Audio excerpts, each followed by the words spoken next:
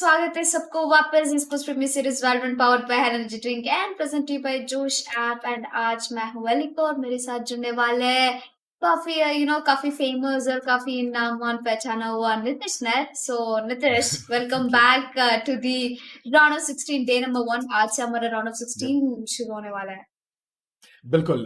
Today we're going to be starting off with the round of 16 as well for the Esports Premier Series 2021 brought to you by Hell Energy Drink and Josh App. First of all, a huge shout out to our sponsors as well. Hell Energy Drink and Josh App for making the Esports Premier Series 2021 possible.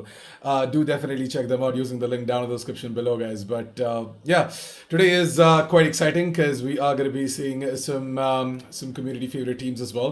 Going to be playing alongside some of the top tier teams in the country.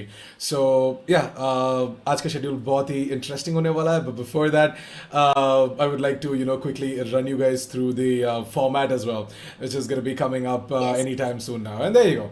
The format is going to be coming up. Let's take a quick look at phase number 1. We are already done with 2 of the rounds, that is round of 64 and round of 32. Round of 64 was round of 64 and round of 32 was pretty much Stomp Nation, except for the final day, of course. That was yesterday, where Elika joined us and we had some pretty close games. So maybe she is considered as the Lady Luck here. But yeah, 10th to 17th of May was round of 64 to round of 32, and then round of 16 is starting off from today. So 18th to 20th May is going to be round of 16. Again, round of 16 is going to consist of best of 1 games, and then we're going to be starting off with best of 3 in a round of 8. That's going to be from 21st to 23rd of May, and then we have the grand final, which is going to be a best of 5 on 24th of May. इसके बीच में consolation match भी होगा, so don't worry, keep an eye out for that as well, as the consolation match is going to be for the 3rd place. So देखते हैं इस बार 3rd place कौन ले जाता है. Last time it was Samurai Esports, and yeah, this time let's see who exactly is going to be the team to take that 3rd place as well. But yeah, Tanvi, what do you think? How are you finding the entire journey till now? Let's talking about that. Let's quickly take a recap of what exactly happened yesterday, so that it adds up to that storyline that you're gonna build as well. Yeah, so we began yesterday, the last day of round of 32, where I joined the Esportz Premier Series of Qualifier number 2.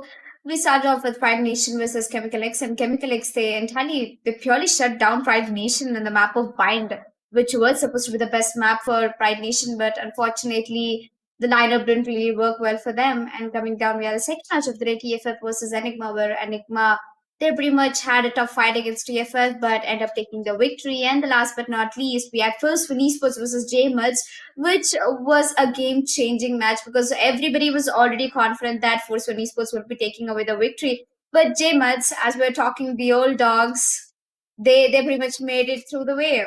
They made it through thick and thin, and they have successfully defeated Force One Esports. And I do definitely know for a fact that Force One Esports, they have a lot of young talent and they can put in a lot of effort in together. But I think the only thing which they're lacking is the consistency. When they when they recently released the roster, they were on a high bank. They were getting all the matches. They were topping up in the tournaments. They were like a threat for the top tier 1 teams. But I think the consistency, it didn't keep moving on. A lot of personal issues might be happening from their team. But I wish them best of luck. I also told them we will definitely be seeing them back in qualifier number 3. Yep. As we know, the today's schedule is all ready, and we'll be seeing Chemical X back again today. So after defeating Pride Nation Esports yesterday, I think they're looking very confident. And who do they have their match against? I'm pretty much sure they have their match against Generation X Gamers. Yep. So that is going to be the final game of the day for sure. It's going to be Generation X Gamers versus Chemical X. But right at the bat, we're going to be seeing GODLIKE Esports taking on XFACTORS for match number 1. Then we have got Team Fallen versus Team Moon. Then the final game of the day, as Anika said, is going to be Generation X Gamers and Chemical X. Truly a well set schedule for sure, because a lot of these teams are going to take it to the distance as well. Generation X Gamers, they have had quite an interesting run throughout round of 64 and round of 32 as well, and now they're going to be facing off against a team that faced off Pride Nation Esports yesterday, as Alika said, right? And Chemical X, they are looking they're looking quite dominant as well. Now let's shed some light on the first game of the day, right? That is going to be GODLIKE Esports and XFACTORS. Now XFACTORS, I'm not really sure about how exactly they are going to put up the work against a team like GODLIKE Esports, but we definitely know for a fact that the bind is going to be, the map is going to be bind. My bad. I was about to say bind is going to be the map, but yeah, map is going to be bind, and we all know for a fact that Godlike Esports have got a 100% win rate on bind, at least in Esports Premier Series. They haven't dropped a single map of bind, if I'm not wrong. So yeah, that is something that is an interesting stat to look at as well, because Godlike Esports, they reign supreme on a map like bind, and bind is that turf as well. So XFACTORS, they got to be very careful, and let's hope that they have got their strat book ready in order to face off against a tier 1 team like Godlike Esports as well. What are your thoughts on this specific game, Alika? What do you think? I'm definitely sure that you have done some homework, so why don't you pull out your interesting book and tell us what exactly have you got noted down over there? I would call it the book of secrets because I know each and every team. That's the strong and the weak points of them. But yeah, talking, I'm very honored to start the day with Bind because it's one of my favorite maps. And yes, of course, the hashtag drops by hashtag blinded by the Bind. I gave the hashtag because a lot of flashes are supposedly used in Bind. And apart from that, talking about X Factor, as you said, Godlike Esports, they haven't dropped a single map, and they were actually the runner-ups in the first qualifier of Esports Premier Series. So I'm pretty much sure that the victory will go into the favor of Godlike because considering the fact that X Factor in the round of 32, they won against Insignia to a very close score. So it was 39. So giving away those many rounds for Insignia and facing off for the best teams in the country, Godlike Esports, and a runner-up for already for the Esports Premier Series qualifier number 1. I think it's going to be a tough match.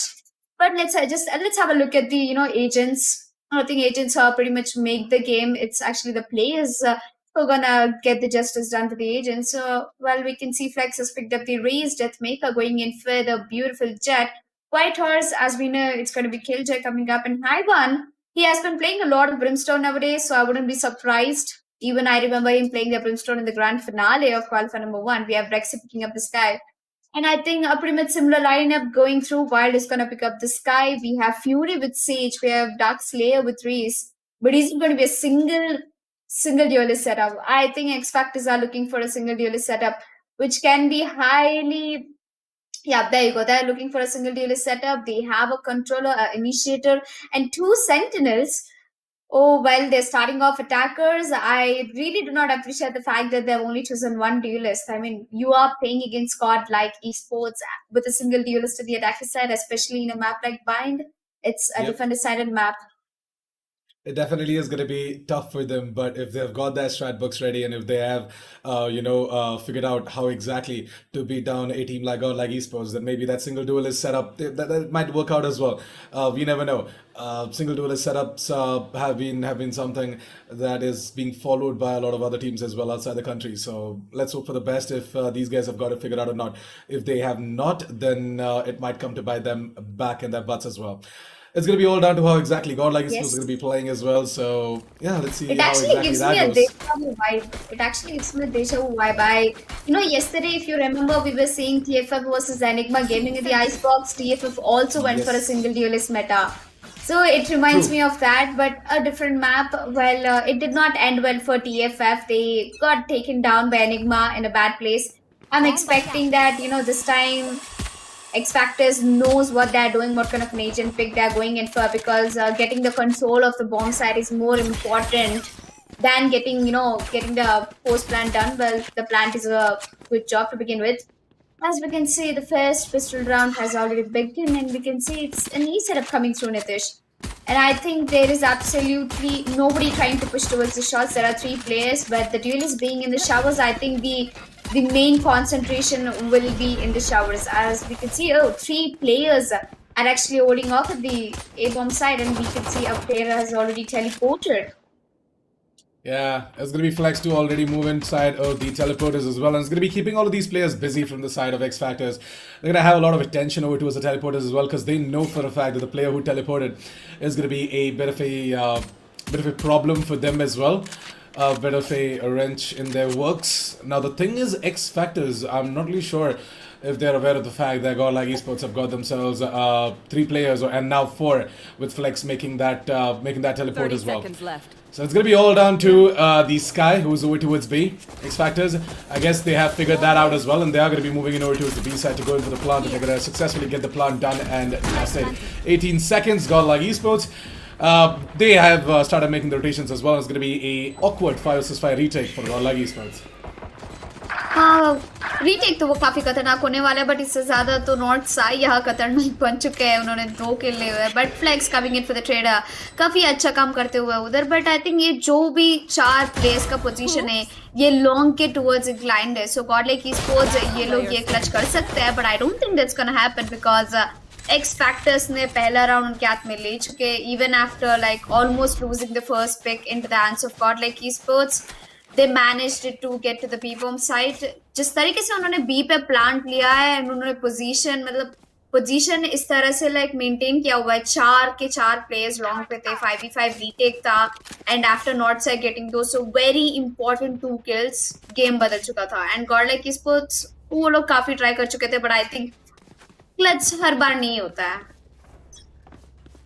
True that. And Godlike Esports is going to be losing out that pistol round as well.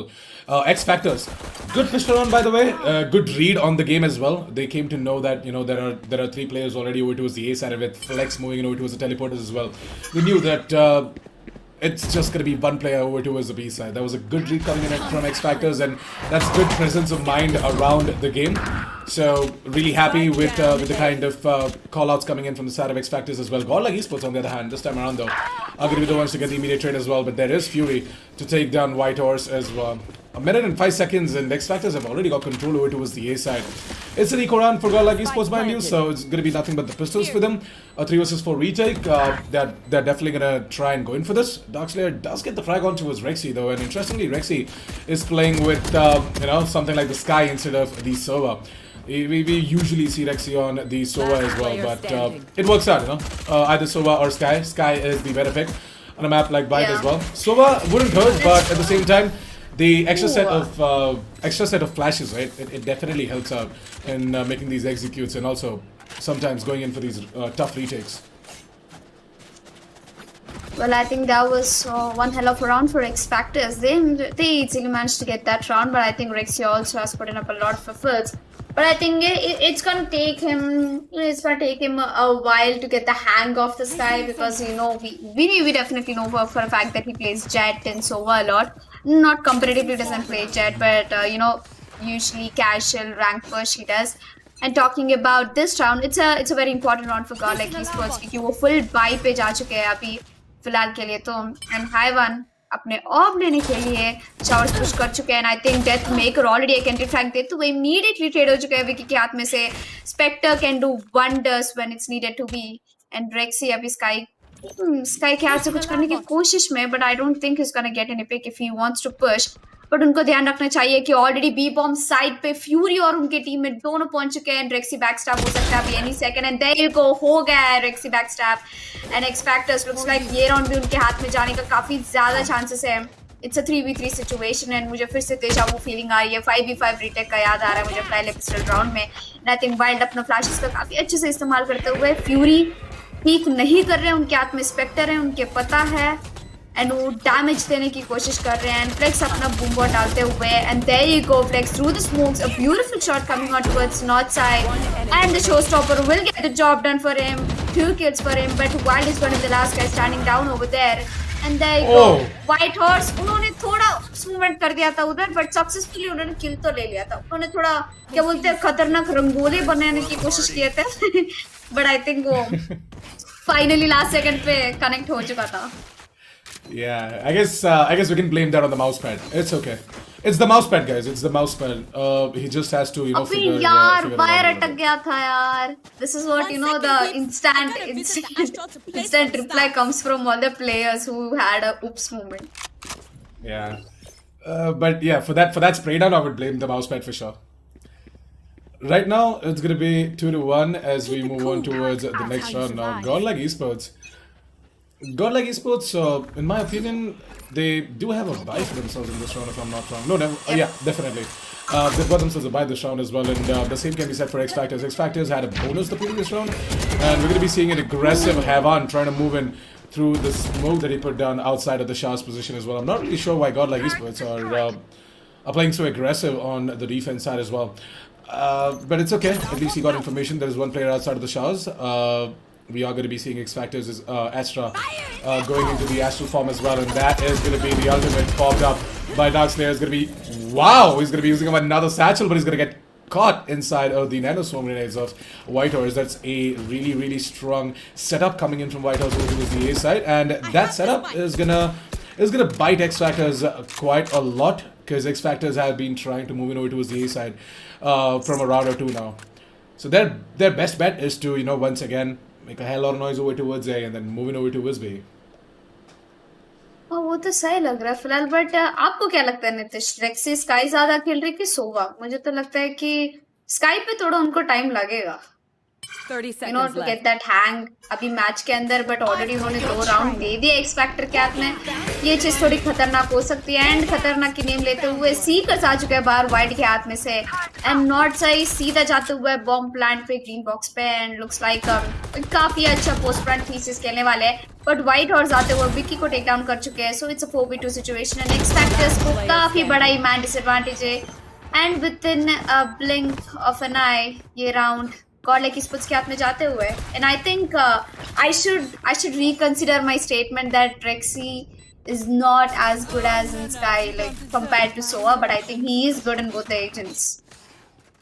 Yeah, so basically, Rexy fills in the role of an initiator in the team as well, right? So no Yeah. matter it be Sky, no matter it be Sova, he's equally good on both.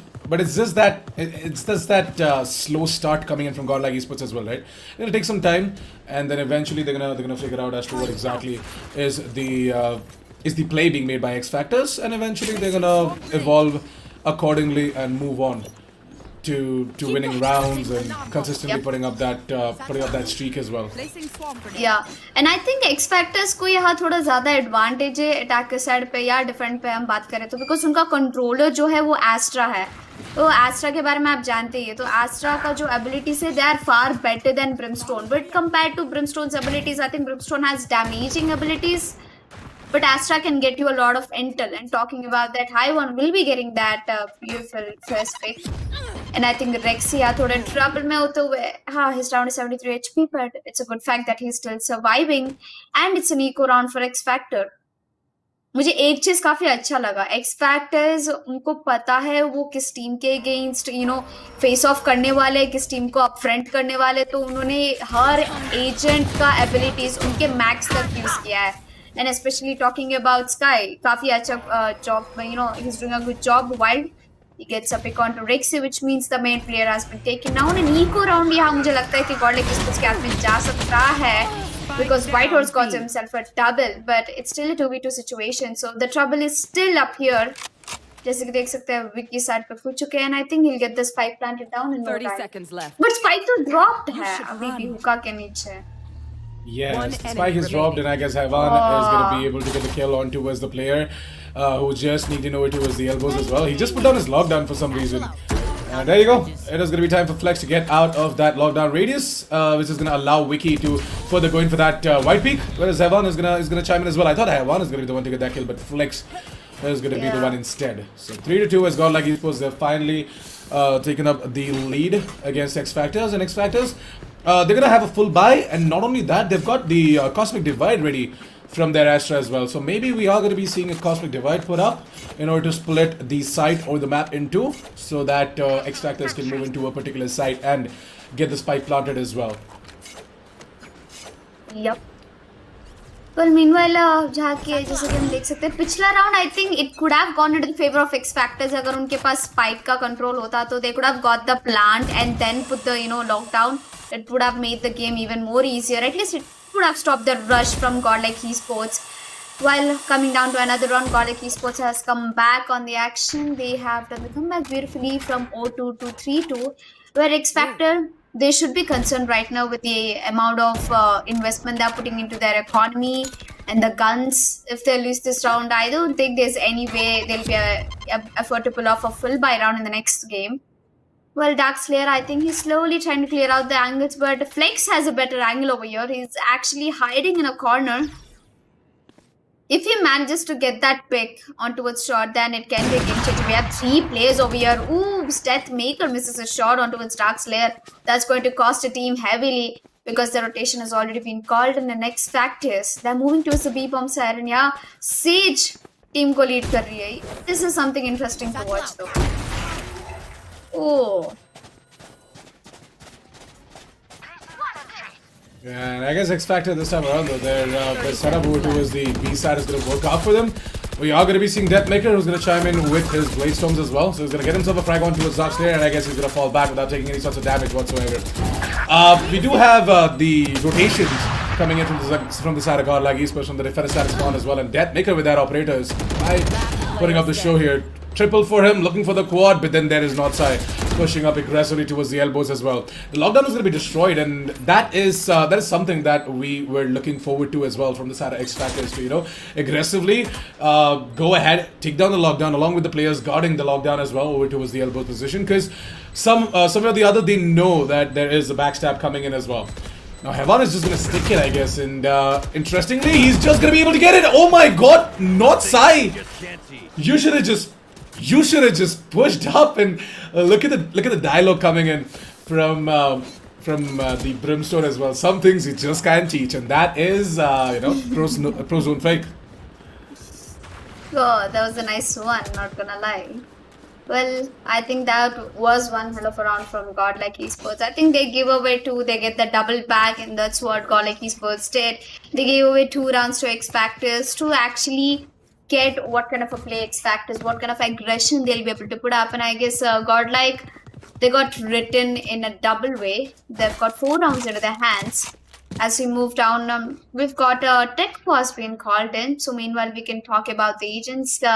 And here we have the sky to sky head to head over here, where Lurker, the Wild, is doing a great job with 5 kills, and Rexy, who's playing a support role as an initiator, he has 3 kills and 5 deaths to his hand. And I think at this point, Wild is doing a good job compared to Rexy, because he has a really good responsibility onto his soldier, initiating the round as well as doing the lurk for his team, getting those most important kills. The intel is also very important for the round to begin. So both of these guys are doing a good job, and as well we know Rexy, it's still the defense side, and Godlike being in the advantage, I mean being in the lead, it's only going to help them get more and more rounds. And talking about X Factor, where is it going wrong? First of all, I don't think the single duelist is actually working very well for them, because if you have a duelist, Nitish, you can only push through one possibility of the site, and for the other you need to give up your sentinel or someone else who is actually might be very useful after the post plan. So that's why I think that the single duelist is not really working. I guess. I mean, X Factors for now though, it did work out for them, right? The single duelist composition, but at the same time, Godlike Esports, as I said, they were just taking their sweet time into analyzing how exactly X Factors are going to be putting this composition into use as well. And once they know that, Godlike Esports are going to adapt, evolve, and move on to be better and catch all of these rounds against X Factors as well. And that's exactly what they're doing.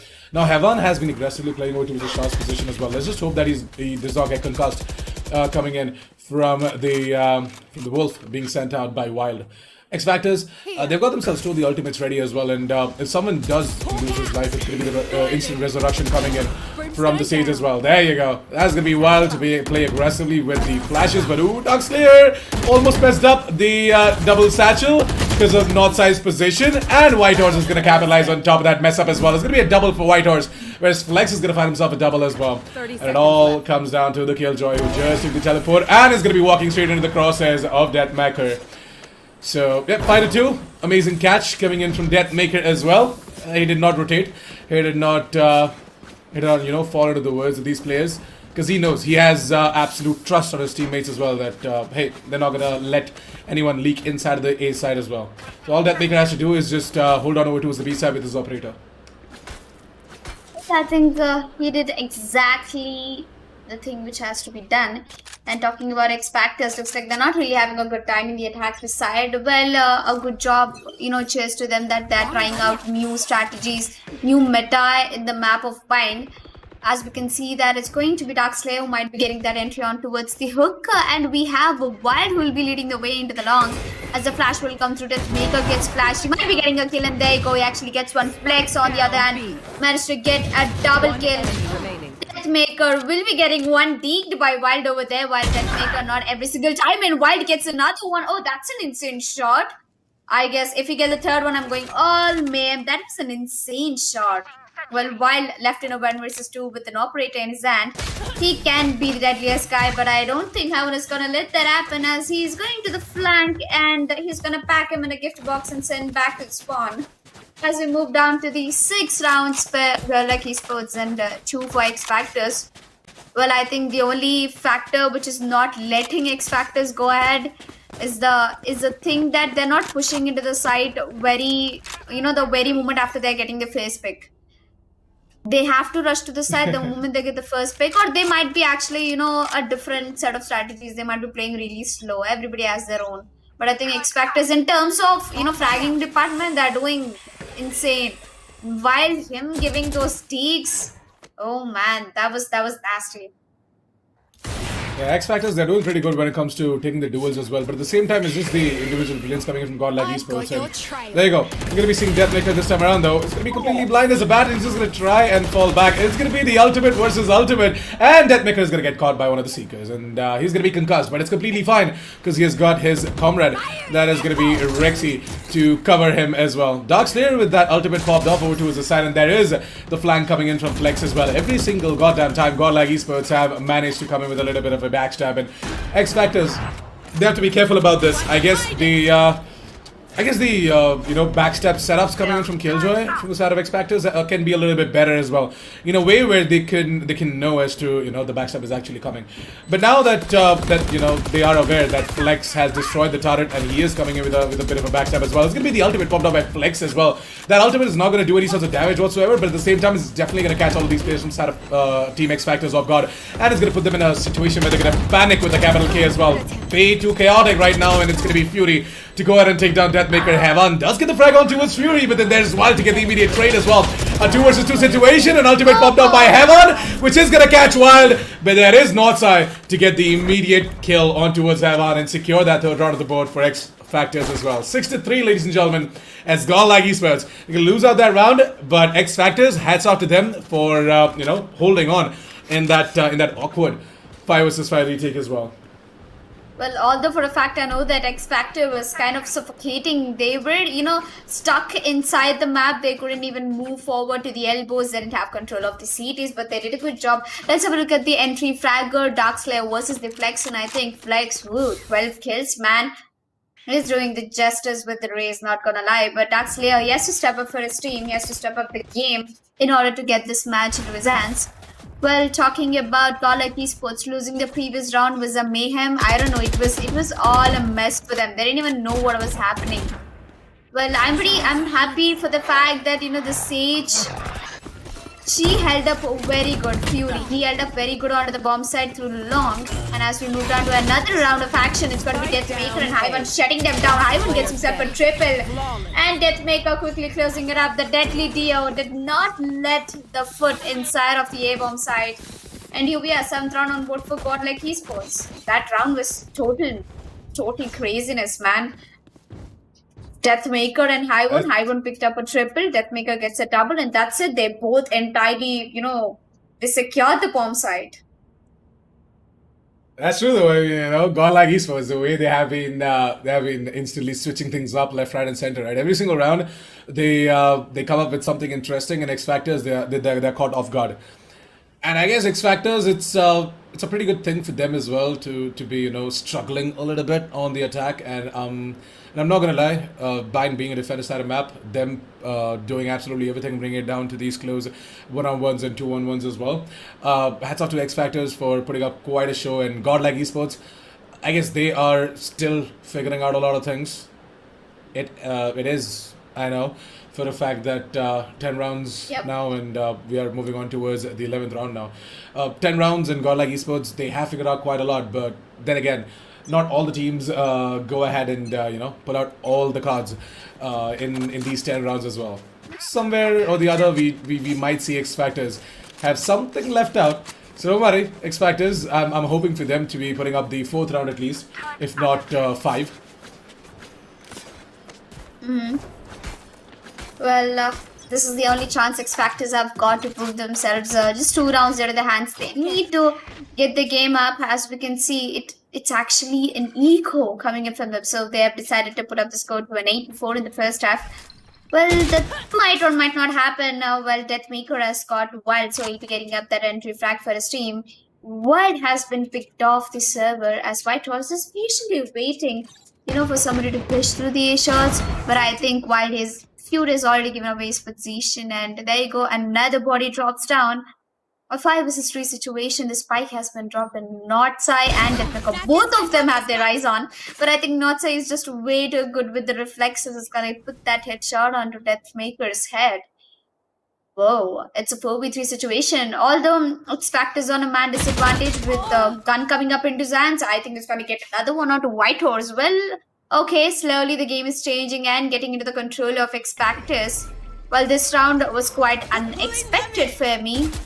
And Notsai putting up that particular perfect Astra ability over there, which is gonna give him a lot of time. But Flex is way too ahead. He's gonna get that kill onto Notsai as the Molotov will be coming through. Haiwan, Flex, oh man, he is always there. And Haiwan once again packing up and wrapping XFACTORS players into the gift box. As we know that it's the last round, I think XFACTORS, they'll be putting up some heavy investment onto the guns. We can see an operator. Oh, never mind. They just went for a rifle buy. I mean, they're still in the attacker side, and the round advantage is not really in their hands. Placing swarm grenade. That's true. So with that 8th round of the board as well, Godlike Esports, they have secured themselves absolutely everything that they need on the defense side of Bind as well. 8 rounds is more than enough, and anything above 8 rounds is going to be nothing but a cherry on top of the cake as well. XFACTORS Finale have got themselves 3 of their ultimates ready. They can put down the lockdown and move in towards a specific side. They can use up the Seeker's Orb as well in order to, take Godlike Esports' players out of the hiding holes that they are in as well. So yeah, the Seekers, the lockdown, and the Resurrection, it definitely is gonna be coming into play. But right now, XFACTORS, what I really want to know is how exactly they are going to be executing on towards a particular site as well. Because if you notice, Godlike Esports, they have a very mobile setup as well, right? So you sometimes see Deathmaker mostly over towards the B side, and now he has quickly switched up over towards the A side as well. So you never can expect Godlike Esports' players to be at a particular site every single round. And that's the sort of a mobile setup that they bring on the board as well, being a top tier team. And again, see Deathmaker instantly taking the teleporter in order to catch all of these players, trying to move in over towards the hookers as well as the B side as well. So that is something that Godlike Esports bring on the board, that unpredictability, that factor comes in, and an X factor. They're not going to be able to put up the 4th on the board, and I expected them to put up the 4th, but unfortunately they're not going to be able to do that. So 9-3, Godlike Esports, very happy, 9 rounds in a row, and yeah, 9 rounds on the defender side. As I said, more than enough. They can easily breeze pass through the attack side as well. But XFACTORS, I am actually rooting for them, as they're going to be on the defense now, and we know that Bind is the defender side of map. So XFACTORS, their attack looked pretty decent. Let's see if their defense is going to be as decent as their attack or not.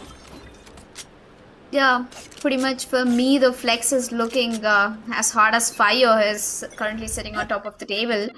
Well, I think he will be sitting on top of the table till the match ends. As we can see, look at the aggression, man. As we go down to the second half, the first half has been done and dusted. Where right now we can see Godlike Esports starting off with the attackers, and look at Fury. He has a very unusual position, and if Flex caught him off guard, that's going to be a little problem. But I don't think that's going to happen. But Notsai will be getting tagged down from the shot, and he will be getting mad that why is nobody watching shot. And on the other hand, as I said, Flex will be caughting Fury in an off angle, as Deathmaker is going to put very good use of those flashes, and Rexy gets another one or two. Notsai Now we have 5v3 situation. Dark Slayer gets one. Maybe the justice will be done, or maybe not, because Flex is unstoppable at this point. One And enemy look at his remaining. HP. It's resembling me a lot of things as Vicky takes down Rexy. And I think the major 3 players are in the B-bomb side, and the spike is actually getting planted down. Well, the rotation was called in at the right time, and Vicky, look after what decisions you make, man, because there are 2 Spike attackers planted. standing really close to him at the spawn, and I don't think the fight is gonna be there because Flex is gonna pretty much shut him down. Well, I think Flex, he secured a triple kill in a single round if I'm not wrong, and he's just going all crazy against the enemies. And XFACTORS, man, they can barely do anything right now. If they want to even put up a good competition against GODLIKE Esports, they have to at least reach double digit in order to give a good fight. But I don't think GODLIKE is going to let that happen. But let's have a look at the player cards coming in. Northside versus Deathmaker, both of them. I think they're the top fraggers if I'm not wrong. Or maybe not. Actually, I don't think they're the top fraggers because Flex is actually flexing out his skills out there. But yeah, Northside standing down with 10 kills and Deathmaker with 13 kills. The only difference of 3 kills between Northside and Deathmaker. I like how Northside has been given the role of crowd control as well. Like, Oh, he it keeps reminds the- me. It's actually a weird tag which should be given. Oh, what's a crowd Yeah, I mean, control? it's- I have it's never just, heard about it. No. So it's not particularly a role, but at the same time, it's just something funny when you put it that way as well, right? So, Northside, he keeps all the players in check, and he takes down the enemies as well. So it's something like that in a way. Right now, it's gonna be the shotguns to be doing quite a lot over towards the hooker position in GODLIKE Esports. You know what? They messed up. Not gonna lie, they messed up in reading the economy coming in from the side of XFACTORS, and GODLIKE Esports, they thought that XFACTORS are gonna be going in for something like the pistol buy or something like that. But XFACTORS actually, they switched it up and they pulled out the judges, and these judges, they actually went ahead full ham over towards the hooker position. GODLIKE Esports, they shouldn't have actually moved in over towards the hooker, but it's okay. Maybe as I said, right, they failed to check up on the economy coming in from XFACTORS, and it's completely fine. XFACTORS for now have got themselves the 4th round of the board as well, and finally they're going to be happy with something going on in their favor as well. Now that the wall has been put up over towards the shot position as well. GODLIKE Esports are on a half buy, by the way, just to let you guys know. So yeah, XFACTORS most probably should have the 5th round of the board as well. Yeah. Well, it's like GODLIKE Esports. They're looking on a tough way right now as PRX will be putting up a lot of efforts as Vicky will be getting himself a triple with the judge. Ooh, never judge a player by his gun. I would say Judge is one of the best guns in shotguns, and it can be annoying at times, you know. When you're trying to push down towards a B hookahs, these guns, they're real scary. I am pretty sure that even a player like Tense would be getting so sweaty to get that entry on towards hookah. And this is one of the best strategies, you know, using the gun at its best. That's one of the best things they can do. And Vicky and Northside will be sticking to the judges, and I don't think they'll be going in for an upgrade. As GODLIKE Esports, they'll be going in for a full buy, and GODLIKE Whitehorse will be taking a peek on towards the long, and I think he should be concerned about who is standing out there at long. There were 2 players, Dark Slayer and Wild will be setting out the Wolf. Oh, actually maybe not, as High One will get spotted out, and Wild is still standing on a different position, but I think he flashed a little too late that High One will be getting that pick on towards him, as High One is gonna boldly walk into the bomb side, and this can be a... What? Hello? High One? Through the smoke? Headshot? What is he doing here? Hacks? I'm pretty scared right now, as Fury will be getting that pick onto Flex. It's still a doable round, you know, a 2 versus 4 situation, but I think the control of the bomb set is way too much in the sides of GODLIKE Esports, and it's going to be even a difficult task for them to walk in. And look at this setup. One inside the hookah and one below the hookah. I don't think any player can beat that crossfire placement, my bad. Yeah, I mean, to be honest, XFACTORS, right? they didn't actually go in for the upgrades as well. So that is going to be something that is going to be putting them at the back foot in that specific round. But GODLIKE Esports, especially Heaven, he went ahead and got himself 2 kills. 2 of these crazy entries that were really important for GODLIKE Esports to move in towards a site like the B side as well. And through the smoke, that shot was actually mesmerizing as well. Good stuff, Evan. Something that we would expect from an experienced player like you. So guys, the way so the reason why I put that into place as well is because you know, with experience, you know as to where exactly your crosshair is should be placed as well in order to get some particular kills. And I guess Heaven, with him, with the amount of experience that he has as well in multiple FPS titles, he knows his stuff. So he's gonna go ahead and get that random straight out as well. Not to say that the kill through the smoke was a perfect crosshair placement, but at the same time it was at head level, so it was something.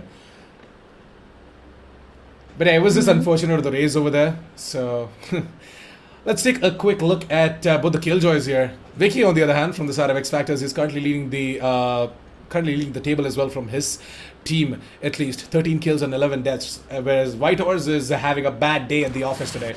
10 kills, 8 deaths.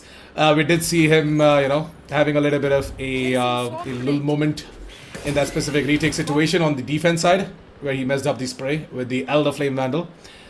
I blame it on the mousepad, and I guess he's gonna do the same as well, but it's okay. Oh, Right now, looks like we someone's have, watching hard. So I guess GODLIKE Esports this time around though, they're gonna try and you know, get some recon over towards the A side, and as soon as that reconnaissance mission is done, they're gonna eventually come to a conclusion as to whether they should move in over towards the A side or not. Yep.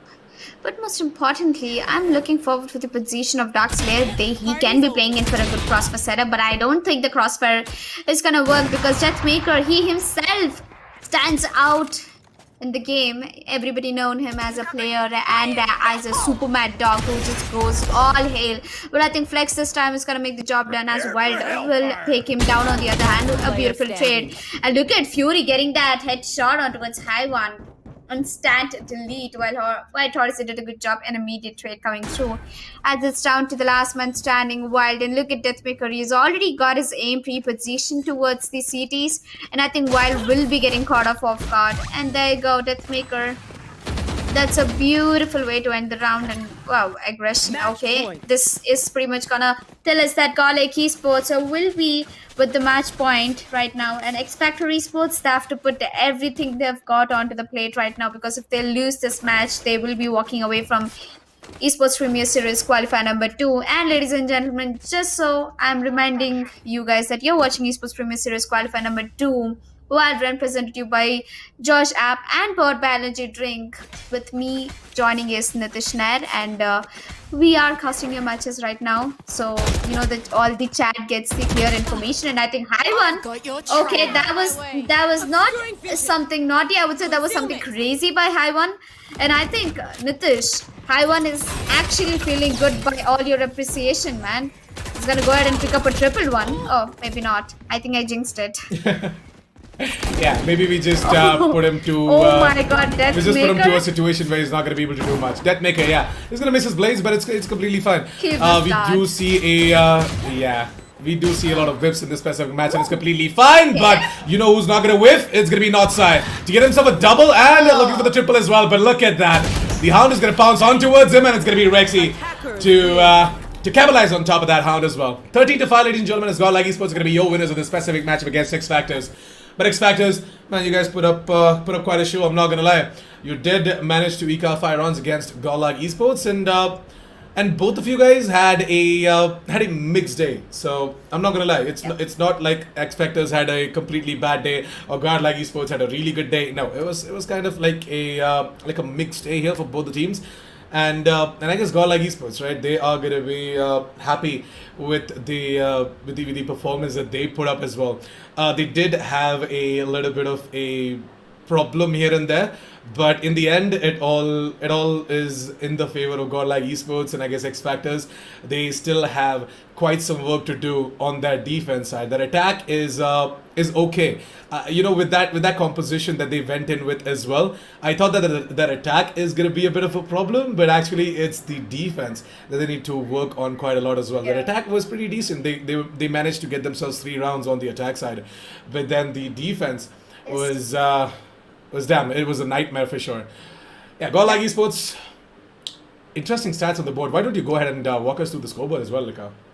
Yeah, I wouldn't pretty much lead the scoreboard without talking about Flex, because Flex is on top of the server with 22 kills and 12 deaths, and look at Deathmaker. Although he's not matching up to the kills, but he has got 5 first bloods, which is going to put up in a really good position over there. As we speak about Northside, even being a controller, he has given out his best, and Darkslayer maybe not just his day as an entry fragger or a duelist. Well, as you said, Nitish, Godlike Esports versus X Factors. X Factors, they did go for a really outstanding meta, that putting out a single duelist, but it just not going in his favor. I was surprised for the fact that them coming back on the defender side, they had double sentinel setup, and it would have been way easier for X Factors to actually put up a good fight in defenders, as they have the sentinels worked. But talking about Yeah. Godlike Esports, I think they pretty much balanced it out by getting out 2 duelists into the hands. That's true though. That's true, and both the duelists did quite a good job as well, in my opinion. Good would be an understatement, but at the same time, both of them did a fantastic job, especially Flex. I mean, Deathmaker, he's sitting at 16 kills, but yeah, Flex is sitting at 22 as well. The MVP is actually ready as well, so why don't we quickly Nice. go ahead and check out who the MVP was as well for this specific match. It's going to be Flex from the side of Godlike Esports, with a KD of 1.8, 321 ACS, 22 kills. As I said, Flex, he was actually flexing off his aim as well on the server across both the sides as well. From the side of X Factors, it was Northside, 13 kills, 216 ACS with a KD of 0.9. So yeah, Godlike Esports, congratulations on you guys, moving on towards the next round of the Esports Premier Series 2021, brought to you by Hell Energy Drink and Joshap. And yeah, for X Factors, I would just say one thing: keep grinding, guys. Don't give up. We do have 2 more qualifiers, so I'll see you guys in qualifier number 3 with and involved X Factors. I would say you guys are Yep. definitely gonna figure out.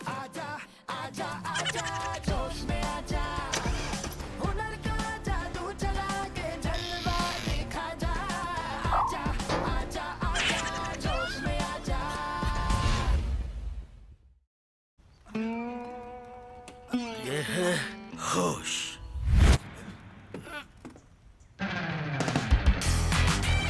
ये है जोश। ऐसे ही ढेर सारे funny videos के लिए जोश में आजा।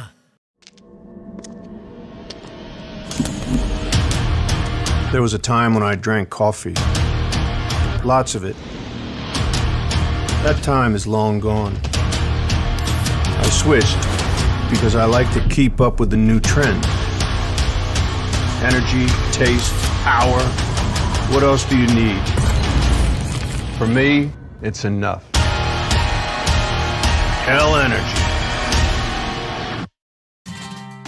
Want to see something hot? क्या तुम्हारे ठुमके में है मेरे वाला दम? जोश पर आए, अपना ठुमका लगा दुनिया हिला चैलेंज अपलोड करें और हर हफ्ते जीतें 25 लाख तक के इनाम। ये है होश। ये है जोश। ऐसे ही ढेर सारे रोमांटिक और क्यूट वीडियोस के लिए जोश में आजा। Want to see something hot? क्या तुम्हारे ठुमके में है मेरे वाला दम? जोश पर आए, अपना ठुमका लगा दुनिया हिला चैलेंज अपलोड करें और हर हफ्ते जीतें 25 लाख तक के इनाम।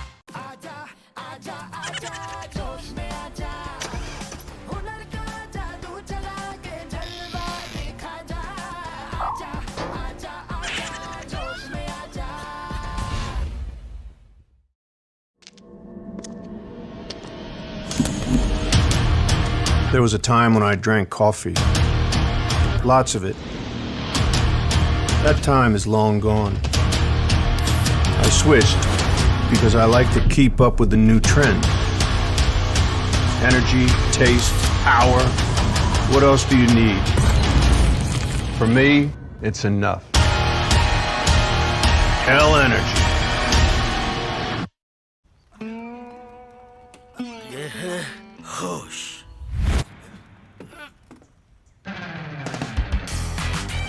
ये है जोश। ऐसे ही ढेर सारे फनी वीडियोस के लिए जोश में आ जा। ये है होश। ये है जोश। ऐसे ही ढेर सारे रोमांटिक और क्यूट वीडियोस के लिए जोश में आ जा।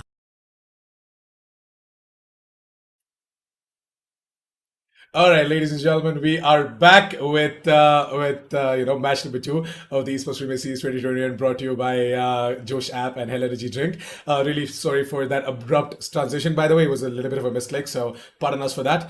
And I guess we are all set and ready to dive in towards match number 2 as well. The match is going to be ready really, really soon, guys. So stick around for that. But before that, Elika, we were talking about we were talking about match number 1 and the whole post game analysis as well. And yeah, I mean, GODLIKE Esports, in my opinion, they had a pretty good run. So let's not drag that specific conversation further. Just gonna put it out there. XFACTORS, you guys tried your level best, and I am looking forward to seeing you guys in qualifier number 3 as well with a much better performance. Now moving on towards match number 2, of course, it's gonna be once again bind. We just got a confirmation for match number 2. It's gonna be bind again, and I'm looking forward to that specific match as well. What are your thoughts on match number 2, Alika? Well, it's the Fallen versus the Moon, and looking at the previous matches of Moon, I think they've got a strong. They've got a strong setup and strategies because they shut their previous match in round of 30 to 13-1. And talking about Fallen, they had their match against W Gaming in the round of 32, and they went pretty close, 15-17. They took it to a double overtime, and then they handed out the victory into their hands. So, well, it doesn't it's not a nice factor to watch out when you look at the history of the other teams, and they have a close match wins. So that's something I am definitely not expecting. The team Fallen, they have to put out their best, and they have to give a good strong competition against Moon. And talking about Moon, as I said, they've already got a very good scoreline up there, 13-1 in round of 32. And that's it. The map is bind. I completely have no idea about any of the players in both of the teams. Well, it's happy to see more and more underdog teams coming up. Well, in the qualifier numbers 1, I was surprised, but now I don't think this the underdog teams, they never fail to surprise me. I keep getting a lot of DMs even in my Instagram saying that we've made a new team. Every other player, every other teenager or young talent are trying to give out their best in the community. They're trying to showcase their talents. Where I'm thankful for such a good opportunity by Esportz Premier Series. I'm thankful casting beside you, Nitish, and I'm looking forward to the match number 2 because it's 2 underdogs facing off each other. Definitely, feelings mutual, and trust me, Esports, they are doing quite a good job putting out such a format and giving out the equal chance to each and every player out there in the country as well. But yeah, talking a little bit about the teams in general, right? Team Fallen, they particularly are not that much recognized as well. But Team Moon, on the other hand, they are ex-Purpose Esports' main junior. Not main junior, my bad. Main roster. So ex-Purpose Esports' main roster that got acquired by Team Moon. So now Team Moon, they have got themselves that exact same roster, but under a different banner. I didn't see the name of Purpose Esports, and I was wondering where is Purpose Esports. I think they pretty much shaked up the top tier 1 teams. Everybody was talking about Purpose Esports. Even in the interview, if you remember, Hellranger was speaking about it, Taiwan was speaking about it. So if these top tier 1 teams like GODLIKE Esports and Enigma Gaming, if they still don't know that their roster is still up and running in the game, they should be warned with a red flag that Purpose Esports is still on, but with just a different name. but yeah, I'm pretty sure that words and messages, they are conveyed between the community quite rapidly, and I'm sure that everyone knows that Purpose Esports is a roster is no longer Purpose Esports' roster. It's known as Team Moon, and see, all of these roster shuffles, the news gets spread like wildfire for sure, and I'm pretty sure that everyone knows Team Moon is no longer Purpose Esports. It's Team Moon now. Now the thing is that, see, as soon as they made that transition as well, right? They're definitely confident, and their strat hasn't seen that much of a change. But at the same time, they were and they still are confident in their plays and their strats. They are seeing a little bit of an evolution, but at the same time, not that much that you jump into a different organization and everything changes. No, it's not like that. The plays are still quite similar, but you're just gonna be seeing a revised edition of that as well. Not that big of a change and not that hard to counter as well. So let's hope that Team Fallen are going to be ready with their strat book as well to go ahead and compete against Team Moon. Team Moon, on paper, are the better team here against Team Fallen, but at the same time, with no prior information about Team Fallen, we actually can't come in with a conclusion as well on what exactly our predictions are going to be. But yeah, Team Moon, we can definitely talk a little bit about their agent composition as well, right? They definitely are going to be going in for that default composition. As far as I know, the previous game that we did see from them in round of 32 and the round of 64 as well was that they went in for a default composition. So 2 duelists, 1 sentinel, 1 initiator, something like that. So what do you think? What are we going to see from them? Team Moon, I'm quite confident that it can be an easy match for them against Team Fallen compared to the number of rounds that Team Fallen has given away in their history of games. And Team Moon, they have made it to the top 8. They have made it to the round of 18, made it to the, I guess, quarter finale in the Esportz Premier Series Qualifier number 1. So I'm pretty much expecting them to make it to the grand finale this time, because we have got one main team already getting qualified to the LAN event, that is Global Esports. So one team has already been the champions of the one qualifier. And right now I'm looking at I have my eyes on 3 teams who actually might be the champions for this particular qualifier. That is GODLIKE Esports and Samurai Esports, and I have Moon, as you said that.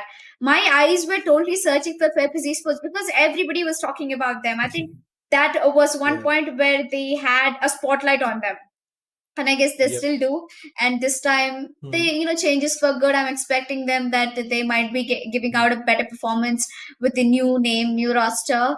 And I remember this one guy from Purpose Esports who usually plays Jet, and he's really young. Asite? And yes, he's from Maldives, right? Yeah, I remember that guy playing Asite. with 100 ping. Yes. Yeah. I remember that Asite guy playing with 100 is ping. quite a flexible player for sure. Yep.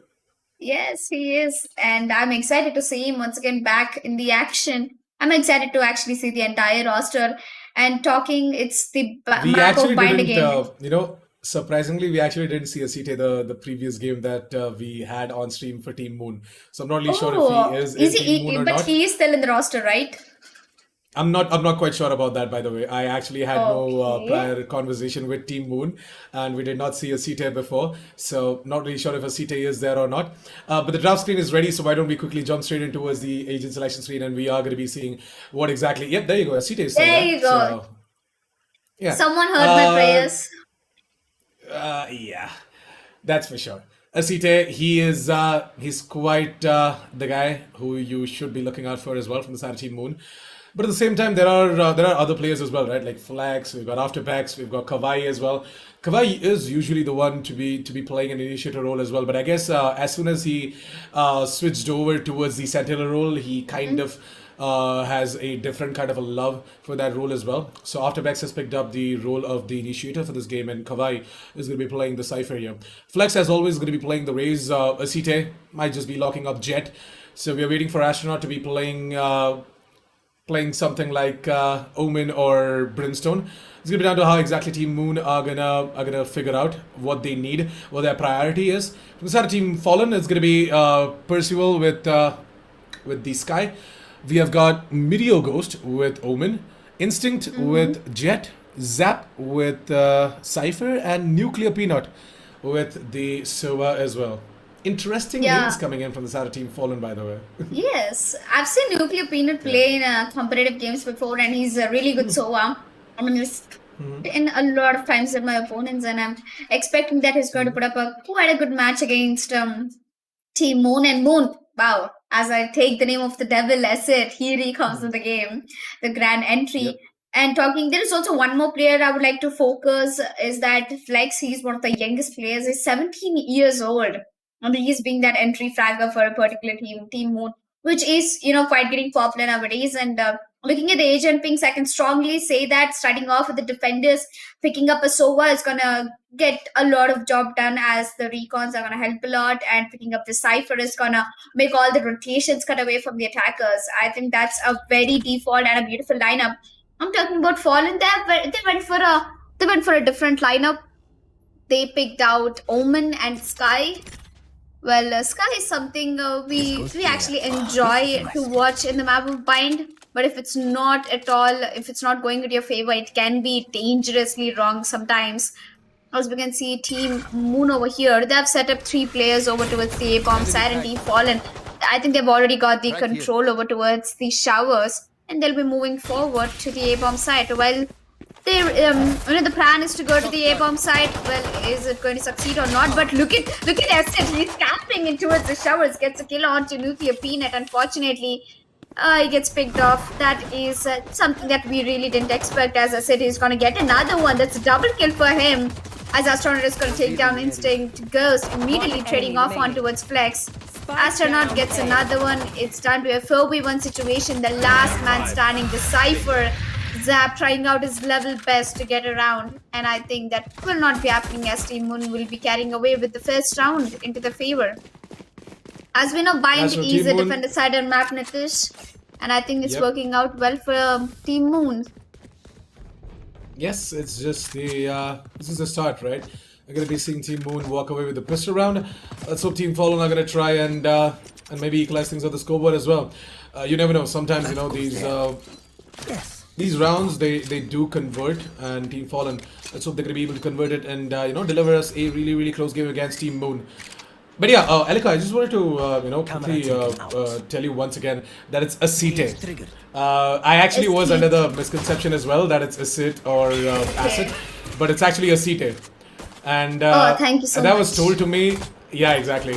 I just didn't want anyone to have the leverage of going ahead and saying anything to you. So it's actually a CT. And I was under that misconception as well. But someone told me that it's a CT and not a sit. So I was like, you know what? Yep. It's okay, man. Let's go with a CT. I know how these professional players or the gamers feel when their names are spelled in the wrong way, but it's also 2% of the blame is on them. They pick very weird names, not gonna lie. I've seen people picking up like things which cannot be pronounced. Oh, thank God that it's Valorant. In CSGO, you can't even read the font of the player. Oh man. Valorant is doing a good job by blocking all those emojis into the names, and we can finally at least read the name. And here we are back at 2 rounds done and dusted so quick. We are in the 3rd round, which is a full buy round for Team Fallen. And this time they have to look if they're going to fall back again, or are they going to make Team Moon fall at this point. And Instinct, he's playing a really aggressive angle towards their cars, and as the drone will be coming through by After Vex, and I think he will be failing to shot the drone, as Miro Ghost will be the one who will be getting tagged down by the Sova's drone. Not only just one player, 2 players got taken down. This is something that is really upsetting me, is that Team Fallen, they're not taking out the abilities, which is actually giving Team Moon the control on them. The intel, a lot of intel has been given away to Team Moon. On Fallen with a man down, I think they'll be pretty much teleporting down to the A-bomb side, where we can see Flex and Jet, the Jet, both of them are sitting, as Cypher will be going in for the A-shot pick, and if he spots out Flex, it's going to be a trouble, as Flex has already given out the tag onto its Zap. He's down to 22 HP, as Percival will be taking down Flex to a backstab. Now that is something we didn't expect. Right now it's going to be a CT to once again get himself a double, and he's going to be blocking the path for Team Fallen over towards the A side. Miria Ghost does get the trade, but it's a little too late in my opinion. because they already lost a lot of players in the process of getting in over to the A side, and there is Kawhi trying to move in from the U-Haul's position as well as he gets himself a double, gets the spike diffused, and puts up the third round of the board for Team Moon. So 3-0, ladies and gentlemen, it's Team Moon. They are definitely spreading some. I don't know if I should be saying this, but yeah, they're definitely shedding some darkness onto us Team Fallen as well. Team Fallen, they gotta go ahead and figure out where exactly the stars are as well, so that they can move in towards the light. Yes. Well, that was. Actually, it's the other way around. I messed up, but it's okay. That goes there. Yeah. SCT. Well, I think after you specifically mentioning it, I think my brain is forever going to remember the name SCT and his gameplay, of course, with 6 kills, 2 deaths. And look at the Brimstone, man. He's having a good time over there, Astronaut. With 6 kills and 0 deaths, I think he's the one who's baiting the entire team. I mean, he's letting the duelists walk in the front and he's getting all the sneaky frags. Sneaky as a ninja, man. As we are speaking about Team Fallen, I think they went for an eco right now. They have upgraded pistol, not pretty much to work with. They have sheriffs, which can be, the game changer at times. But I think the gunpowder from Team Fallen is not quite impressive as I expected it to be. And there you go, Astronaut gets another pick on towards Zap, which is a man down for Team Fallen. And Team Moon, with all 5 players alive, they're pretty much holding off the sides very well. They're not even over pushing or over rotating. The rotation is just very much in the control of Team Moon. I think they're doing a good job on that. Even if they know that the entire 5 man are on the bomb side, they call for a slow rotation because they don't want even to risk it even a single chance. Player standing.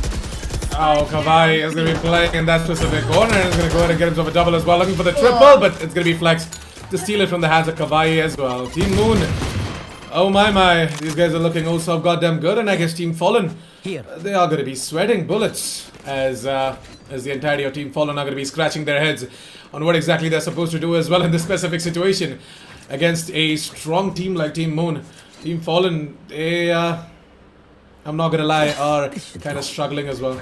Kawhi and Zap, let's take a quick look at these Sentinels as well, right? Their player cards, their stats a little bit. As Kawhi is currently leading with 4 kills, whereas Zap is sitting at just 1 kill. And I guess eventually, I've talked about this the previous day as well, if I'm not wrong, right? The Sentinels, they actually reign supreme when it comes to the defense side as well. So maybe Zap is going to be able to, do some stat padding on the defense side for Team Fallen. So let's wait for that as well. But till now, Team Moon, they're pretty impressive on their defense, the aggressiveness, the entire that passive aggressive play as well. It's working out for them pretty good. And Asite along with Flex, they're going to be pushing up from the B-long position as well. It's going to be Flex to actually get the immediate trade as well. Asite shouldn't have fallen down over there, but it's completely fine. I mean, the immediate trade is there, so there's nothing to worry about. But what is there to worry about is the fact that Flex is sandwiched in that specific spot and he can't actually fall back. The players from side Team Fallen, they have already surrounded him. With two frags going into the favor of Team Fallen, right? It's going to be Team Fallen to quickly move in over towards a particular side. And I guess that is going to be over towards the A side. It is going to be the Omen to try and, make some noise over towards the B side. But look at Kawhi to win out that duel against Zap, and Zap to completely whiff against Kawhi as well. That is something that we did not expect. And with Afterbacks using up that recon as well, we are going to be seeing the orbital strike being put up over towards a short position, which is going to be further pushing the players from Sada Team Fallen back towards the A short position. And it's going to be Astronaut to get the frag on towards Instant. Amazing frag stepping left, right, and center from the Sada Team Moon, as it's going to be Team Fallen to have just the Sova remaining in a 1 vs 2 situation. It's going to be the battle of the Sovas right now, and it's going to be Afterbacks from the Sada Team Moon to win out that 1 vs 1 against his nemesis as well. 5-0, ladies and gentlemen. Team Moon, what a fantastic performance despite the man disadvantages moving on. Team Fallen, they were not able to capitalize on top of that. It was the whiff and a little bit of a, I don't know, a little bit of a mess up coming in from the side of Zap for Team Fallen to be losing that round, Alika. Oh, that's true indeed. As we can see, Team Fallen, they had the man advantage in their hands. It was a 4v3 situation. I pretty much thought after Flex going down, it would have been an easy round for Team Fallen, but I think Hawaii, He's too cute not to get killed by Team Fallen. So it's gonna stay up till the last minute. Does a good job as Instinct is gonna be dashing on towards the A shows where it looks like it's an E setup, and look at Acete. He's holding up a really weird angle. I think Flex and Acete, both of them, usually tend to take over that angle as we speak about it. He's just trying to peek down towards the Yearlongs and Kawaii. Kawaii has a Phantom and is just waiting for somebody to straightly walk into his cross as well. It might or might not actually open, but he is in a trouble because he is the only player standing down at the B-bomb set now after he has been taken down. Miro Ghost with a beautiful sheriff for one tap. The trouble has already come its way as the spike will be going down towards the B-bomb side, and the entire defenders, that is the 4 players, will be rotating towards from the C team. And Instinct with the blades out, he might be getting the job done as Acete will be putting an end to 2 players. But Percival, he came out to the rescue, takes 1 player down, but I don't think he's going to stay for a long time as Astran will be getting taken down by Instinct as it's down to a 1v2 situation. Acete at the last man standing. Oh my god, from a 2v4 to a clutch into the hands of Fallen. The crossfire setup, hook and the elbow, it worked out very beautifully. That was one of the best rounds I've seen yet. One of the best eco rounds I've seen yet, to be more precise. While Team Fallen, they've got the entry. The mistake that they've done over here, Nitish, Team Moon, that they've only set 1 player towards the B-bomb side, and he was playing way too ahead. He was playing on the B-long. So if he got taken down, the entire side was clear. And even if he called the rotation as early as possible, the Team Fallen, they already had the bomb side. Yeah, well, the Sovas aren't doing that great for now, though, in terms of the fragging department, but in terms of the intel department, they're definitely gathering all the information in the world as well for their teams, for their respective teams, of course. But yeah, right now, Team Fallen, right? You could see the desperation as well for them to get that first shot of the board, as you saw the Sky pulling out that ult as well in a 2 versus 1 situation against a single player from Side Team Moon. You could see that desperation coming in from the Side Team Fallen when the Sky pulled out that ult, and Instinct went ahead and got that kill as well. For now, we are going to be going in for a quick tech pause. There is a little bit of a game crash for one of the players in the server, so expect him to quickly restart the game and be back with us as well. We are definitely going to be, putting up some stats here and there for you guys to enjoy, so don't worry.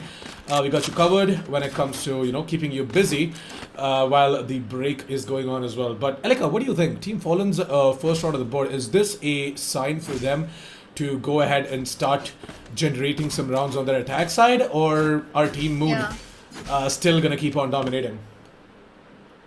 Well, that's a question that might be difficult for me to answer, because Team Fallen, after getting that round, I mean, that was an eco round, not even a full by one. They might be getting that good confidence into the hands, and talking about the, the aim game, the duels that Team Fallen are taking, they're actually really good at it. If they put out the proper amount of gunpowder at the perfect crossfire positions placed, it is very easy for Team Fallen to defeat Team Moon. The only thing they need to work on is entering into the bomb sites and making themselves so comfortable at particular positions. Even after the post plant, it should be very tough for Team Moon to get the retake possible. And let's just have a look at entry frags from both of the teams. Instinct versus Acete, if I'm pronouncing it right. Acete, is it how it's pronounced? Acete. Acete. See, I am so concerned. I feel so nervous right now pronouncing his name Acete with 8 kills. Instinct with I actually I don't want to just pronounce didn't my want... favorite player name wrong. Yeah, I mean, see, that is there for sure, and again, I don't want to give any sorts of chances to any of the viewers as well to go ahead and bash out on the community's favorite caster, so it's better for her to know that it's Acete and not Acete. But I'm surprised and I'm happy to know at the same time. As we were talking about Team Fallen, it can actually be a very good chance for them to make that comeback possible. As the timer has been resumed, ladies and gentlemen, Acete over here, he has his ultimate, he has the blades out. Well, I don't think he's pretty much gonna use it. Well, Flex, he is definitely not fear of anything. He's gonna put the Satchel, he's gonna put Paint Shell, he's gonna put the Boom Pot. A lot of abilities usage coming in from Flex. Over the course of time, I could definitely say one thing. All the way from qualifier number 1 to qualifier number 2, Flex has improved a lot. in my terms, though. He can do a much better job. I think that's just the caster curse, which we should not be concentrating on. Flex just got picked off. The entry has been given for Team Fallen once again, and Team Moon losing out a player. They will be playing it out very passively, and I think the rotation, that's still not called out yet. We still have 2 players on the B-bomb side, that is Astronaut on the CT, and we have the Kawaii towards the elbows, who can be a deadly player as I take the name. He gets a kill, gets immediately traded, and Astronaut playing a very off-guard position. He can be getting spotted at any time. As Yantis Fury will be coming out from Team Fallen, it's gonna eat away the zap. It's actually after Bex coming down to the play. And Team Fallen is down to one man standing, that is the Omen. In a 1 versus 1 situation, Astronaut with down to 91 HP, and there you go, Meteor Ghost. As expected, he walks into the crosses of Astronaut, and that was one hell of a round from Team Moon. They did the hold very beautifully, and the clutch coming in from Astronaut, it made the round go into the hands of Team Moon. So that's pretty much 6 rounds for Team Moon and 1 for Team Fallen. That's true. There was a good read coming in from Astronaut as well.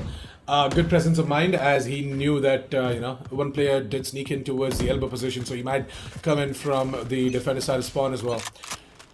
So good stuff coming in from Team Moon overall. A CT and I guess it was Afterbex on the Sova. Yep, Afterbex to the CT. They did quite a good job holding on over towards the B side, using up their ultimates and their extreme firepower as well.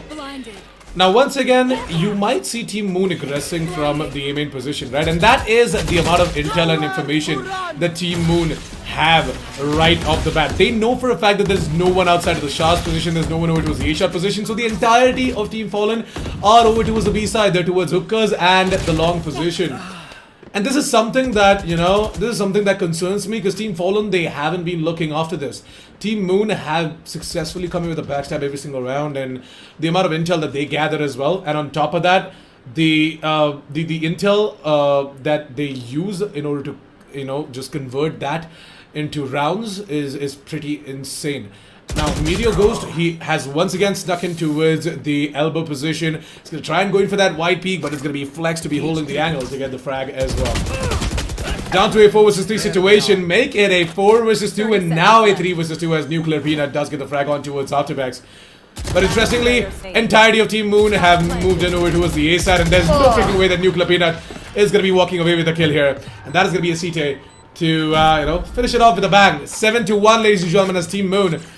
They've now got themselves the 7th round of the board as well, and Team Fallen are still struggling to get that second one on the board. Yes.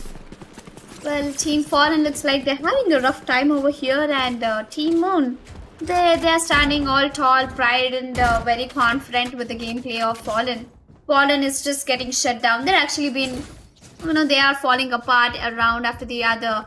While Team Moon, they're taking up the confidence, they're taking up the momentum through the game into their hands, and they're shutting Team Fallen back to back. And the only thing Team Fallen is lacking right now is the confidence. They pretty much have to go ahead and put the confidence into their teams and make this round happen.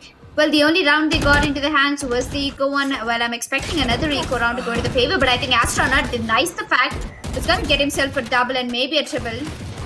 A double through the smoke, and there you go, that's a triple and maybe a quad coming through. He's gonna put the stim beacon down. He's gonna push forward, hitting that. Can it be an ace? Can it be an ace? Astronaut gets himself a quad and the last kill, and there you go, Astronaut is gonna end and shut Fallen down back from there where they came from.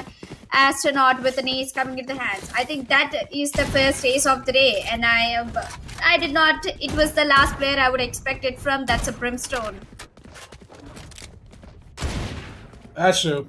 With the Brimstone getting himself an ace, most probably he is gonna be on that protein shake as well that he's so-called loves for. But more than that, I guess it was not the protein shake. It was Hell Energy drink that actually gave him the energy as well to go ahead and get that ace. You guys can get one for yourself as well using the link down in the description below. So why don't you go ahead and do that? Get yourself some aces on the board in every single ranked game that you guys play. A CD, on the other hand, does get himself that entry, and that entry is going to prove lethal for Team Fallen. as they're no longer going to be having the SOA, so no intel, no sorts of information whatsoever moving into a particular side. But they do have Mr. Cypher, who's going to be popping off that out. Look at Kawaii is going to be blind as a bat. Not going to be aware of the fact that his instinct is going to move into the side as he's going to updraft and dash in towards the tubes as well. Video Ghost does take down a CT, but at the same time, Team Moon, they're a player down. So in a 2 vs 3 situation, the retake might not happen. But look at Astronaut as he's going to just rush into the side. He doesn't give a damn. He knows the position of the player inside of the tube. Is going to do a lot of damage onto his instinct as well. Down to 24 points of health. So this is doable, by the way, for Afterbax in a 1 vs 2 situation. All he has to do is to get himself into individual one-on-ones, and he can actually do that, considering the fact that Percival just, Percival just lost contact with Instant right now, and Instant is going to be the only player onto the side as well. So Percival is going to come in with a complete rotation. And Afterbacks, unfortunately, is not going to be able to capitalize on top of that information as well. So, it's okay. Team Moon, they're going to lose that round. But, congratulations, Team Fallen. You are going to be able to get yourselves the second round of the board. They're going to be very happy. It's going to be that explosive play over towards the B side that is going to work out for them. A timeout is going to be called in from the side of Team Fallen. So, interestingly, we're going to have a stat to talk about. Oh, Alika, this is the top fagger stat, by the way. Just to let you know, and the viewers know as well. There we are, Astronaut versus Cursed. And I think both of them are top ranking in their teams. Both of them are controllers. To my surprise, usually I do not see controllers taking up the up hand in the fragging department, but I think Astronaut is doing a good job over there. He just got himself an ace 2 rounds ago. He is currently standing down with 18 kills, and Meteor Ghost, he's still struggling, but I think he has gotten very important kills, like the 1 round of which Team Fallen has got into their hands. In the Eco one, he was the one to get the entry on towards Kawaii, the Cypher, and the Yearlongs. And he did a good job as well with 8 kills. But I think Team Fallen, they still have to work hard a lot, as the timeout will be getting resumed in the 5 seconds. And Team Fallen are currently standing with 2 points into their hands. And with 8 points, Team Moon is leading in a greater impact. And if Team Moon, if they shut Team Fallen down 2 more rounds, it can be a 10-2. That means a double-digit score in the first half itself. I'm keenly looking forward for the second half, because the first half looks quite interesting for Team Moon as they're showing up a one-side domination. It's Astronaut versus the Ghost, the head-to-head, the top rankers from both of the teams. Well, the aim duels, when it comes down to Ghost, I think he's doing a good job. And I think, the Sky missed up the flash a little bit, but I think Asete is gonna get that mistake done all right, as he'll be taking a blind shot onto Percival, but unfortunately, it won't be getting connected. But, okay, Percival is tagged down to low HPs. I think half the HP he was. And Asete is holding off the showers with a better angle right now as Percival. I think the moment he peeks out, he is going to be in a big trouble. But Asete is going to miss that shot. On the other hand, you can see there are 3 players holding off at the A-bomb side. And Kawaii, once again, is the only player at the B-bomb side, where Instinct is going to get the headshot onto Flex. And the rotation has been called, and the spike is already in the hookah. All the players of Team Moon have been baited down over here, because the bomb is actually making its way to SCB bomb side, where Kawaii, as I told, is the only player, as the rotation will be coming through by Afterbacks. It's going to put a recon, which is pretty much going to give away the positions of most of the players. He's tagged down to 60 HP. And Nuclear Peanut, he is definitely not willing to step down from the Ipkas. And the moment he steps down, Afterbacks is going to get himself a double. Asete is going to get himself a beautiful kill with the operator. Well, I think that's the last place standing. Percival barely surviving right now. And I think Asete should be the one who might be actually taking down Percival. But never mind, Astronaut closing it up. 9-2, Team Moon once again have shown their regression. And here we are. The last round in the first half. That's right, the last round of the first half, and let's hope Team Fallen are going to be able to put up their 3rd round on the board in this round, maybe. They are going to struggle to eke out a bye, but they do have something, though. They do have the Spectres and a couple of rifles here and there, so it's going to be Mirror Ghost and Zap to be on the Vandal and the Phantom, whereas the rest of the 3 are just going to be going in for the Spectres. I guess the Jet can be handed over the Vandal as well, but no, never mind. I fail to see that Instinct had his blades ready But unfortunately, he's not going to be able to capitalize on top of the blade as well, as it's going to be Astronaut to get the frag instead. Kawhi is going to pull out his hat. He's going to get some intel. And he's going to know that Team Fallen, they're spread out outside of the A side as well. And they are looking to move in over towards the A side as well. Zap does take down Astronaut.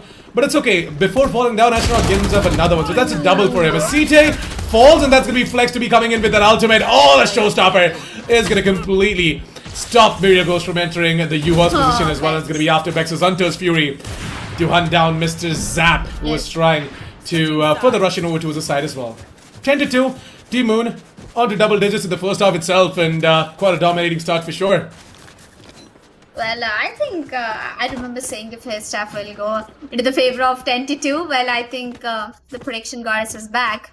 But yeah, for the fact I know that Team Moon, they're playing on the communication. In the previous round, we have a look at the previous round. Flex was in the U-Halls. Aldi was getting almost tagged by 2 of the players from Team Fallen. He chooses to stay calm and peace so that after Beck's ultimate could take the player. He did not go for that peaks. He did not go into the greed of the kill.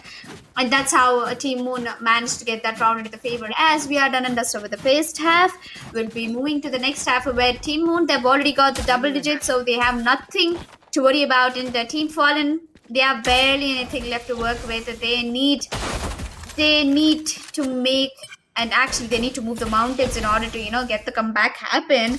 Well, pulling out the pride is going very well for Team Moon. They are more than confident at this point, as they will be taking the orb down into the showers and they'll be falling back. And look at Team Fallen's position. They're playing way too passive at this point. Did you look at Sova? He was standing inside the bomb site. Only if would have got the control of the showers, it would have been really easy. At least it would have prevented Team Moon from getting that orb.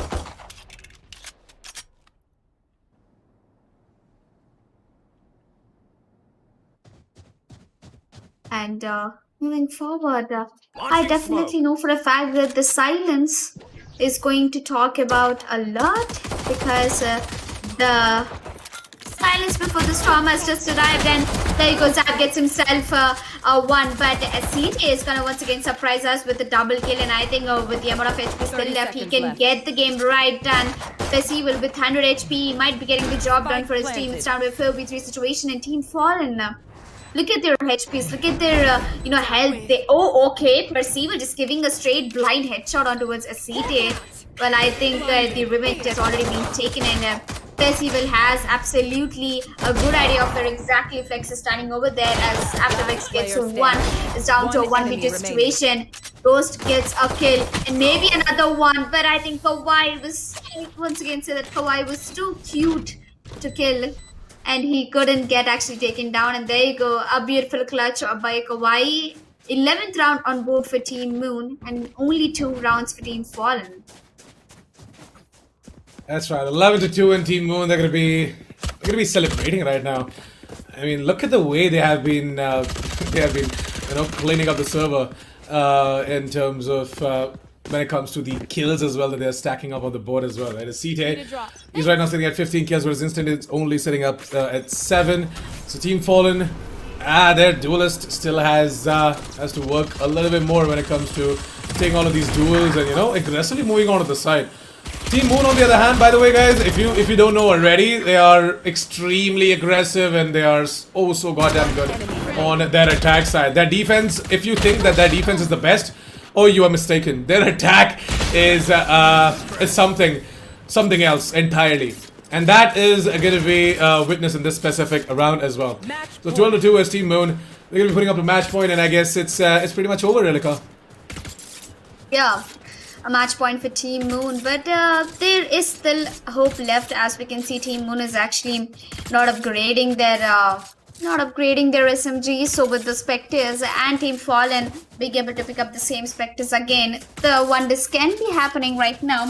And it's so annoying that Astronaut keeps reloading his Prime. I know, we know the fact that you have a Spectre, it's a Prime Spectre, okay? And coming back, Flex is going to be the one who might actually be getting that entry. Oh my god, each and every player from Team Moon, they have their weird ways to annoy. As we will be saying, Team Moon slowly making their way towards the B longs and slowly into the bomb site. Maybe Maria Coast and Instinct, both of them are inside the cube over there. And I think SAJ putting off those blade storm, he'll be getting stuck into the Cypher Trap, but I think an immediate trade coming in as well. So that was a good job by them. And with that, Judge is going to make all the difference. Instinct gets himself a double. It's down to a 3v3 situation as the Wolf will be getting taken down. The spike hasn't been planted down yet, as Kawhi will be moving down to the tubes and maybe getting the spike planted down, but nope, he chooses to go ahead and get a kill onto his Nuclear Peanut. But Percival gets one and Astronaut with the air is just being too bad about it. 1 versus 1 situation, and there you go, Percival getting that round done. And the victory has been delayed for Team Moon. I don't know what happened over there, but I think that was something really wrong. I guess Team Moon celebrated a bit too early. Yeah. But it's completely fine. I mean, Team Fallen, I'm happy. At least they're trying to, eke out rounds despite the fact that Team Moon are already at a match point. Most of the teams, they usually just give up. They're like, there's nothing that can be done now. But I'm happy that Team Fallen are still going and they're trying. Yes. And let's see if this try is gonna go further ahead, or Team Moon has to say goodbye to Fallen and move forward to the round of 16. Oh, actually, round of 8 to be more precise. As Astronaut, he'll be sneaking towards the A shots, but I think this guy has already spotted him out. So Astronaut will be coming back down as the Sova's drone will be making his way towards the A shots. Kawai, on the other hand, is flanking onto his B bomb set. He's trying to cut off the rotation. So maybe if he has patience and if he can wait for a second or more, might be able to getting that kill on towards Ghost. As Seekers will be coming out. Flex gets a kill. Seekers will be giving away the positions everywhere. Flex gets another one through the Judge. He has a Boombot and a Pain Shell to work with. The spike code did go down in Team Fall, and I think this is it, Nitish. In a 2 versus 3 situation, Zap managed to get a kill as Afterbex takes down Ghost. It's going to be the one man.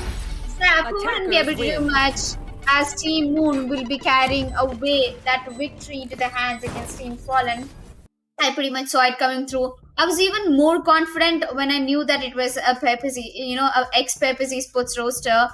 Well, here we are, Astronaut, the controller, making all the difference with 23 kills and 7 deaths. And I'm surprised to even say the fact that, a controller being able to put up such a good performance and the first race of the day.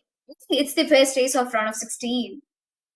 Yep, it's the first day for round of 16 as well, and I'm really happy with the performance that Team Moon put up. Actually, despite any of the man disadvantages that they had as well, they were able to capitalize with a player or two as well. So Team Moon, they go ahead and wreak havoc on the server, take down a team of I wouldn't say equal caliber, but at the same time they do have the potential to become as good as Team Moon as well. So let's hope that Team Fallen are going to be bouncing back stronger, and they're going to put up an even better performance on the third qualifier as well from the side of Esportz Premier Series 2021, brought to you by Hell Energy Drink and Joe Sharp.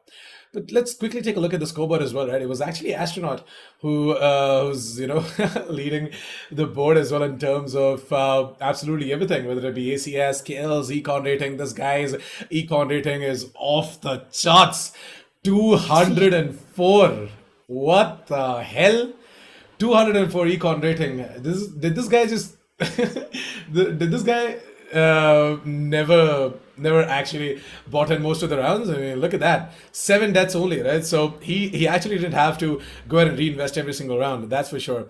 23 kills. The guy definitely deserves to have that MVP award as well. And talking about the MVP, let's quickly take a look at who exactly is going to be the MVP as well. From the side of Team Moon, we know it's going to be Astronaut, but from the side of Team Fallen, it's going to be Percival to be the MVP as well. 13 kills, 1 KD, ACS of 208. Not a bad stat, but at the same time, Team Fallen have to work quite a lot, man, when it comes to, aggressively moving in onto its sides, getting control, taking the duels as well against all of these better aimers and better fraggers from the side of Team Moon. Now, I'm not gonna lie, if you guys think the Team Moon are a competition, wait till you guys see better teams as well. There are a lot out there in the country. So, Team Moon, I'm not gonna lie, they are equally really good, but at the same time, there are these top tier teams as well, right? Who you're eventually aiming on to beat in the country as well. So have a long way to go. Keep grinding, keep practicing, and hopefully you guys come up with an amazing qualifier number 3 as well. But with that said and done, I guess we are pretty much done with the post-game analysis as well. Congratulations once again to Team Moon for getting that victory and moving on towards the next round, to the next stage of the Esports Premier Series 2021, brought to you by Hell Energy Drink and Joe Shop. Check out our sponsors, Hell Energy Drink and Joe Shab, using the link down in the description below, because without them, all of this jazz and all of this amazing Valorant action wouldn't have been in front of your screens as well. So please do check them out. With that, you guys can check us out on our socials as well. It's @officialassassin47 for me on Instagram. It's @TanviJasmineFTW for her. So check us out. Give us a follow. You guys can follow our journey as well as an esports caster / analyst. So if you guys are interested on what exactly we are gonna do in the future as well, you guys can go ahead and check out our social media handles as well. With that, you guys can go ahead and subscribe to the Esports YouTube channel and hit the bell notification icon to never miss another update. And we're going to be seeing you guys in a few minutes after a short break, so don't go anywhere. Stay tuned. We're going to be right back.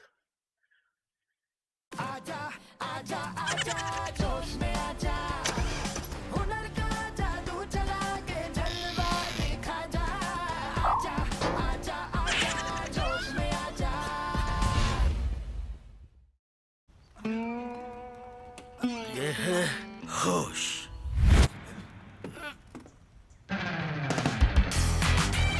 ये है जोश।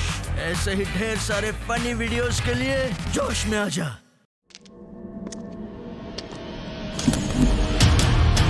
There was a time when I drank coffee. Lots of it. That time is long gone. I switched because I like to keep up with the new trend.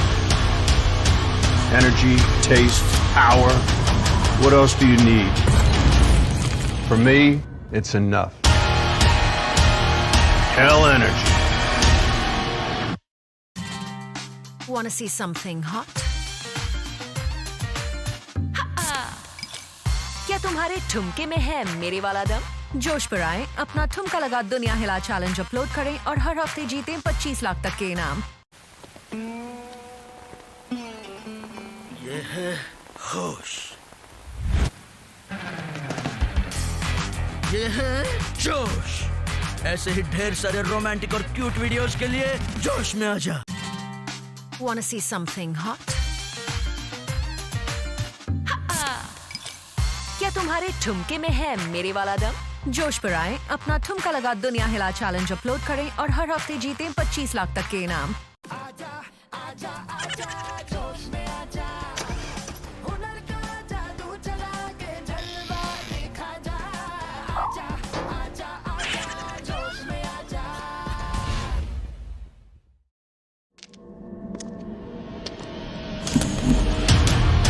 There was a time when I drank coffee.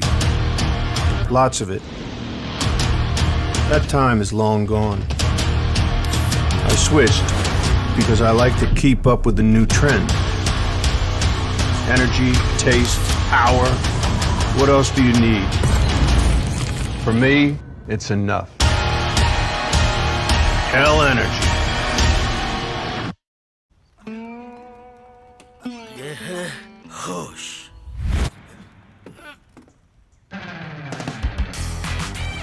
ये है जोश। ऐसे ही ढेर सारे funny videos के लिए जोश में आजा। ये है होश। ये है जोश। ऐसे ही ढेर सारे रोमांटिक और क्यूट वीडियोस के लिए जोश में आजा।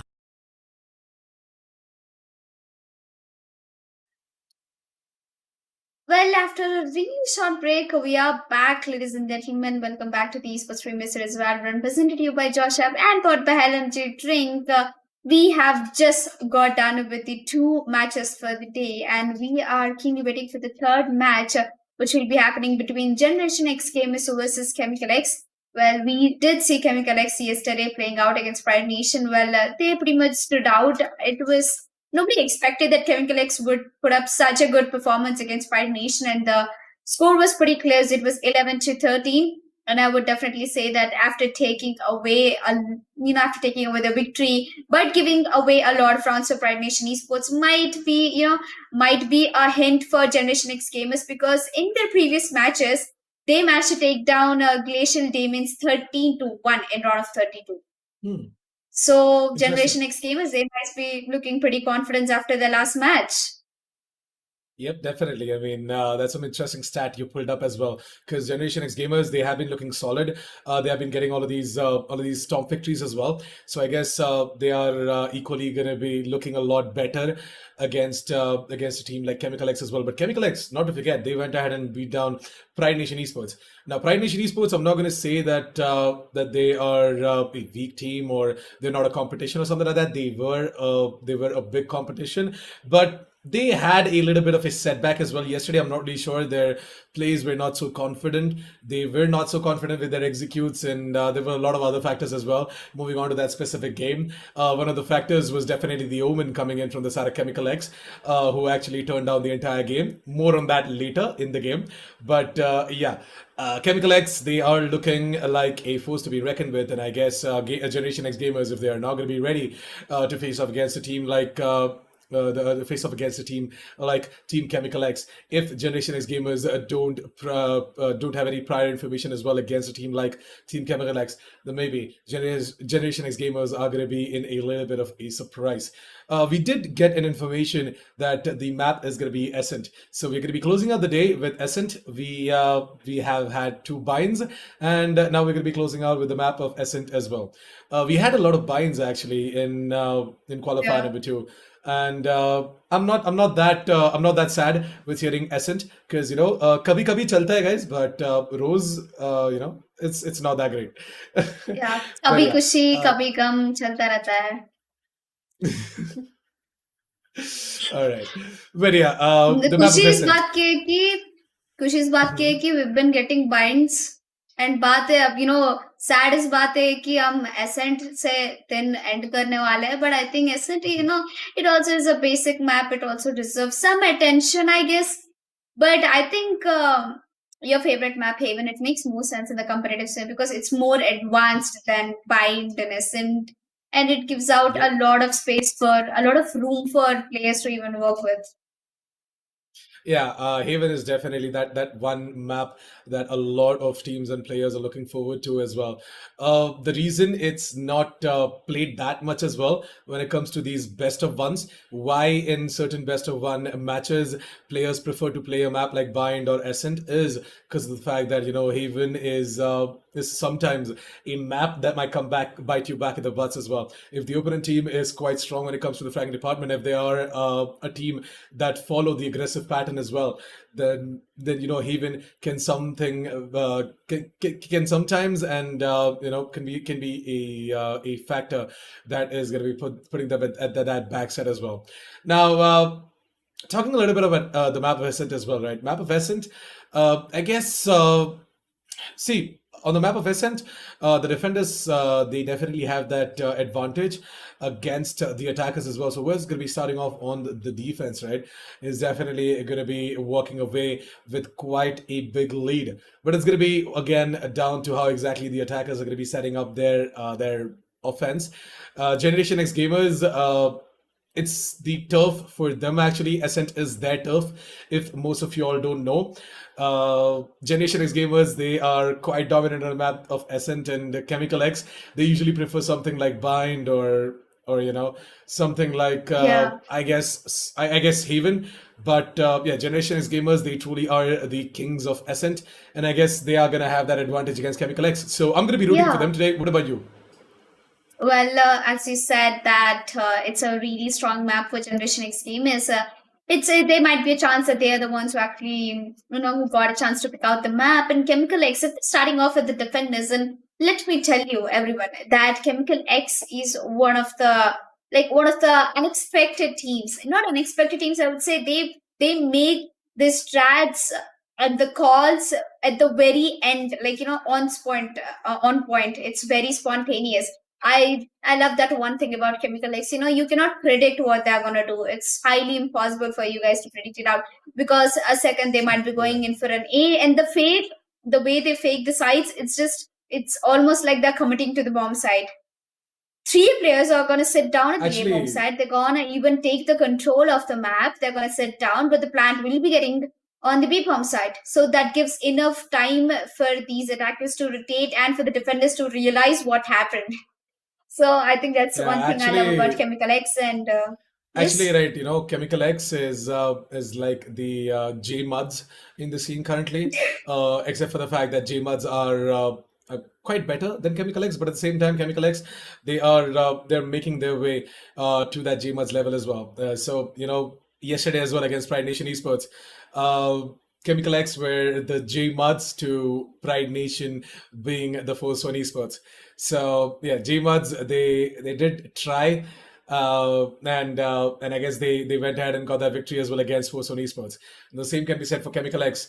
Chemical X versus Pride Nation Esports was quite a close affair, and I guess it was the brilliance coming in from the side of Team Chemical X to be walking away with the victory against Pride Nation Esports. Something like that can happen today as well. By the way, you never know if Generation X gamers are not gonna see right through the minds of Team Chemical X, then maybe Generation X gamers are gonna fret a little bit as well. But at the same time, Generation X gamers is firepower, right, Alika? It is something to be admired about as well, because Generation X gamers as a whole have been having all of these storm games as well. Now, most of the people might be like, it was just the round of 64 or the round of 32 games. Might be possible they went ahead and faced off against teams who are not so better at the game as well. Yeah. But Generation X gamers, right?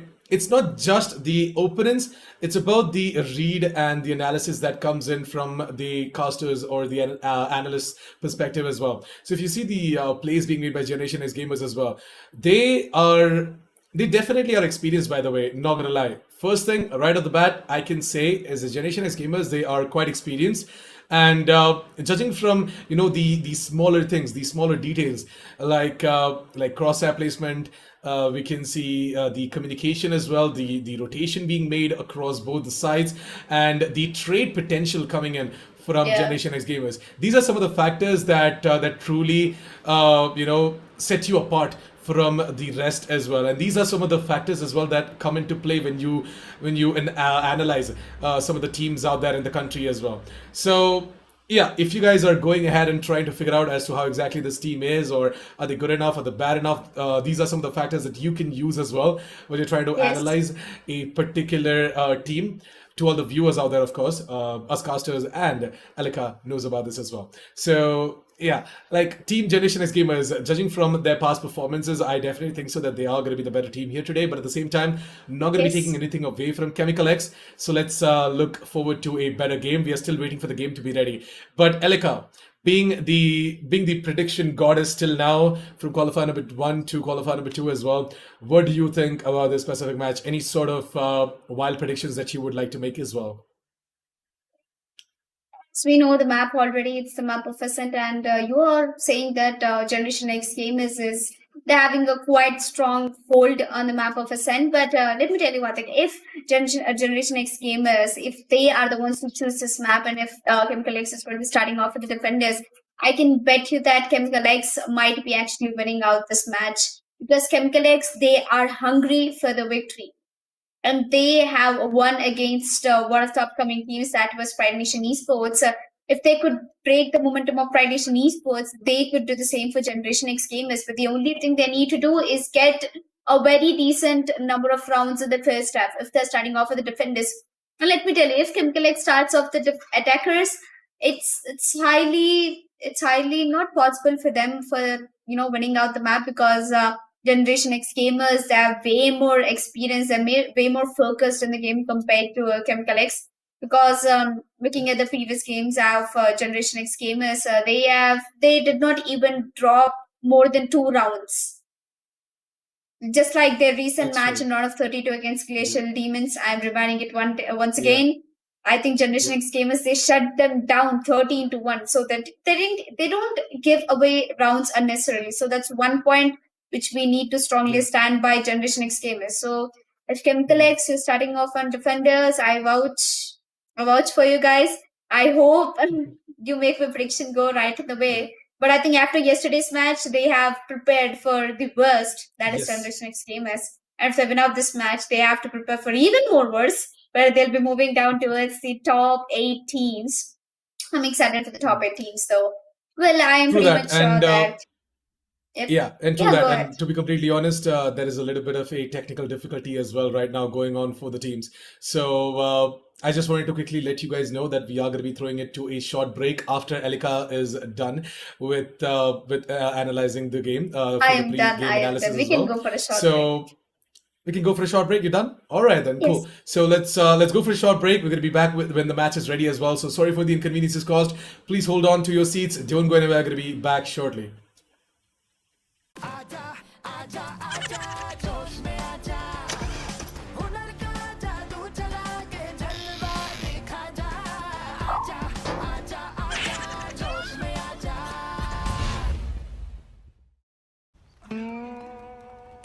ये है होश।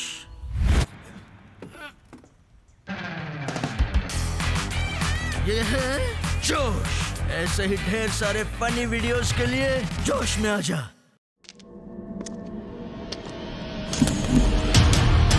There was a time when I drank coffee. Lots of it. That time is long gone. I switched because I like to keep up with the new trend. Energy, taste, power. What else do you need? For me, it's enough. Hell energy. Want to see something hot? क्या तुम्हारे ठुमके में है मेरे वाला दम? जोश पर आए, अपना ठुमका लगा दुनिया हिला चैलेंज अपलोड करें और हर हफ्ते जीतें 25 लाख तक के इनाम। ये है होश। ये है जोश। ऐसे ही ढेर सारे रोमांटिक और क्यूट वीडियोस के लिए जोश में आजा।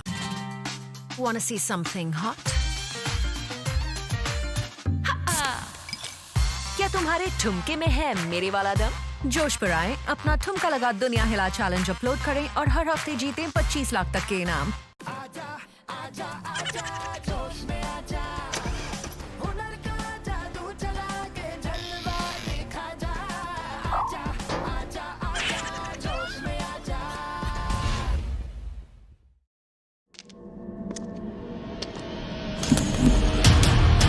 There was a time when I drank coffee. Lots of it. That time is long gone. I switched because I like to keep up with the new trend. Energy, taste, power.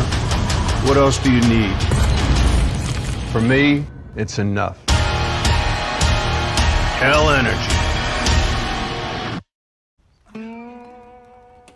ये है होश।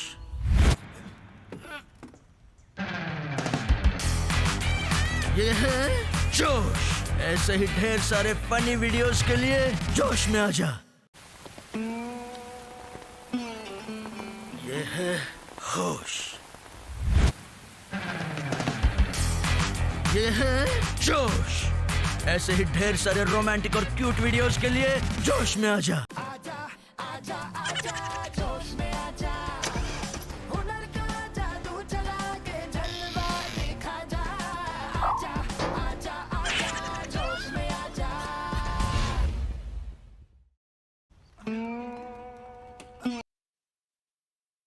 Alrighty then, ladies and gentlemen, we are back with the break done and dusted, and with the players' issues sorted out as well. So we are going to be jumping straight in towards the game really, really soon. On towards the draft selection screen first.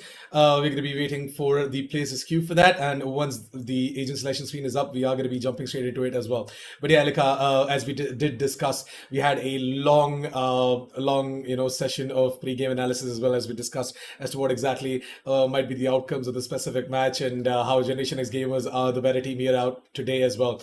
But not to take anything away from Team Chemical X. So looking forward to an amazing game. And yep, I guess the draft selection screen is ready. So why don't we jump straight into the agent selection screen?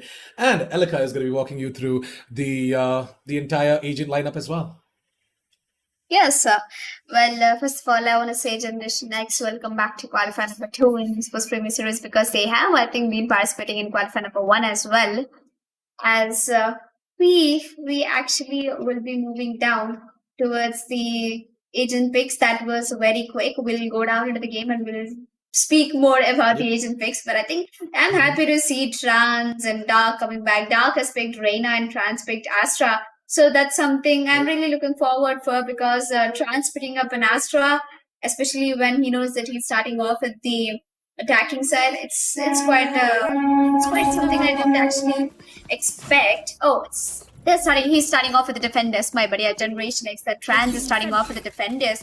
So Astra picking up in a map of Ascent, it can be a good pick or can be a worst pick. It highly depends on the player who's actually executing it. And talking about Team Chemical X, they've got a Phoenix. Phoenix is an ideal player for Ascent. They have Raze. Well, look like Team Chemical X has different set of duelists compared to Generation X gamers, where Generation X gamers, they choose the Jet and Reina completely something different. I think Chemical X starting off with the attacking, they might have a greater advantage. It's because they have Raze and Phoenix, both of them with high damaging ability. And Dark getting the entry already, pushing down to its teammates, gets a kill and is immediately gonna fall back with the dismiss. And I guess he pretty much did a good job over there, as one man down from both of the teams. Looks like the spike is heading towards the shot, Nitish. What do you think is gonna happen in this round? What do you think, which team have the high chances of getting the pistol round? I truly think so that Generation X gamers with that man advantage as well as the trade potential, right? See, once again, Assassin did get the frag on towards Trends, but then there is the immediate trade coming in from Dark as well. So the trade game is a lot better for the side of Generation X gamers as well, and I guess they should pretty much walk away with the pistol round here as well. Team Chemical X are left out with Vegeta and who exactly is so I failed to notice the name. It's Wrench. All right, Wrench was actually playing something else yesterday, if I'm not wrong, right? Wrench was actually he was playing Omen. He was playing Omen. Yeah, he was actually the controller for Chemical X. Yeah, he was going crazy though with that Omen. I told you the aggressive Omen plays, which we were appreciating, but I think we need to appreciate Dark more over here, because he just went all Dark against Chemical X and gets an ace for himself, and that's something you can do with Reina. So, oh my god, the healing over the damage. There you go. Dark is gonna get the ace first round. Look at the irony coming in from Dark over here. Generation X gamers playing under a roster like that. True. Reina hails from Mexico, and she's into some magic mythical stuff as well. So yeah, makes sense. Dark indeed. Oh my god, we just went too deep into the subject. But yeah, coming back. Red Nox, he was playing Raze in the previous game yesterday, but he has picked up a Phoenix, a different pick to be watching out. But I think he has to watch out more on towards the A-mains, because you have two players of winding around to the A-mains, and I think the second Brimstone pick, right? And there you go. Vegeta Myron will be getting taken down, and Trans getting another one onto Red Nox Bio, going for an immediate trade against Lily. At least one trade has been taken down Chemical X. Right now, they are in a 1 versus 4 situation. The last man standing down is Bio. Bio was actually playing KJ yesterday and has picked up a duelist. Oh my god, I'm so surprised with the picks coming in from today. These are totally something unexpected, and what's more unexpected is that Bio getting those double-edged shots towards Generation X gamers, as is down in a 1 versus 2 situation. Now he has to look after what decisions he's making. He puts up a paint shell onto a 7, is gonna close the shot door. He might be spotting out Jet over there, and there you go, precise. It's a casual round for him. It's just gonna put an end to Bio over there. But did you see the versatility in the picks of Chemical X? They have chosen long different agents. I don't see anybody playing the same agents. Assassin was playing Duelist, he was playing Reyna. Now he's playing KJ. Bio was playing KJ. He picked up Raze, and Wrench was playing Omen. And for my surprise, I did not see the same Brimstone. I don't think Myron was playing yesterday. True that. Yeah, I mean it's a new player, I guess, from the side of Team Chemical X as well. I didn't see Vegeta over there because if I had seen one, I would have definitely made some sort of an animated reference over there as well. But yeah, anyways, Dexter he did get that frag on towards an aggressive Phoenix towards the B side as well, and I guess Chemical X. They need to work around their setups a little bit more. They can't individually move in and lose players out like that every single round. This is like what, the nth time they are losing out a player who is single-handedly moving onto the side and losing his life. So please, Chemical X, you guys can definitely work on your setups a little bit. Maybe at least have one more player join that specific duelist as well, so that there's at least some sort of a trade potential. Because without these trades, you guys are just becoming easy targets for the side of Generation X gamers as well. With Precise getting out that operator as well, I guess he's not gonna miss, and he's gonna be pretty precise. Stand true to his name by taking down Assassin. It's gonna be down to Vegeta, and I guess it's Bio on the Raze as well today. Interestingly, Chemical X, they have completely changed out their lineup. Like, Bio was playing the Killjoy yesterday, and today he's on a duelist. Surprise, surprise, Chemical X. Yeah. Maybe that is one of the reasons as well why they are not able to hold on to against a team like Generation X Gamers. Yep. Well, Team Chemical X, a lot of switch between the agents also doesn't work sometimes, and I guess Myron is just not having a good day with the aim, and so is Bio. He outperformed Pride Nation yesterday with the KJ, but I think he's not gonna do the same thing today. As Generation X gamers, they'll be carrying away the third round as well. And to my surprise, I just noticed that Generation X gamers being strong in Ascent, and then them being started off with the defenders, as I said. Like, if Chemical X starting off with the attackers, there's no chance of Generation X gamers giving away those rounds for Chemical X, because Generation X gamers, they are very particular about the rounds. They're not even willing to lose a round over there.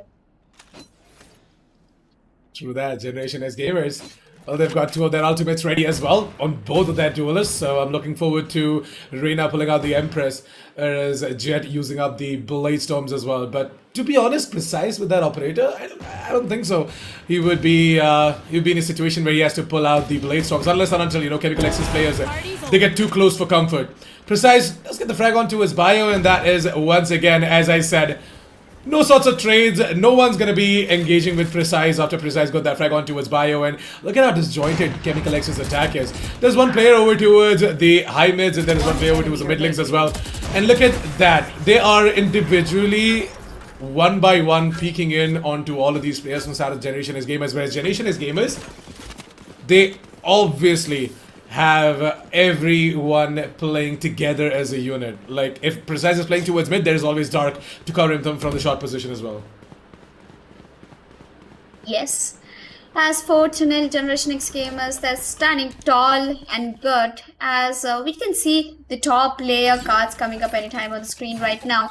I would pretty much say that it is Bio versus Precise, as Precise. Oh my god, look at that guy. Jet, 8 kills, 1 death. Now Chemical X is gonna regret not picking up a Jet right now. I think even yesterday's games, they did not pick up a Jet. They picked up a Reyna and Raze, if I'm not wrong. I merely remember, but Assassin was playing Reyna. Maybe the other guy was playing Assassin was playing Reyna. Yep. Yeah, I do remember that. I don't remember the other. Oh, so these were the guys I Red guess Nox who actually. went over. Enemy remaining. Red Nox was actually playing the Red Raze as Nox well, was so- playing the Raze, right?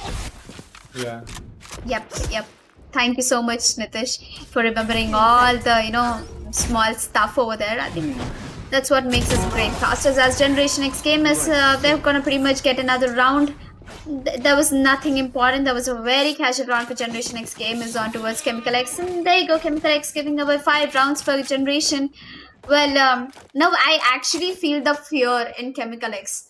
because Generation X gamers, the name itself depicts that they have got a lot of experience compared to Chemical X.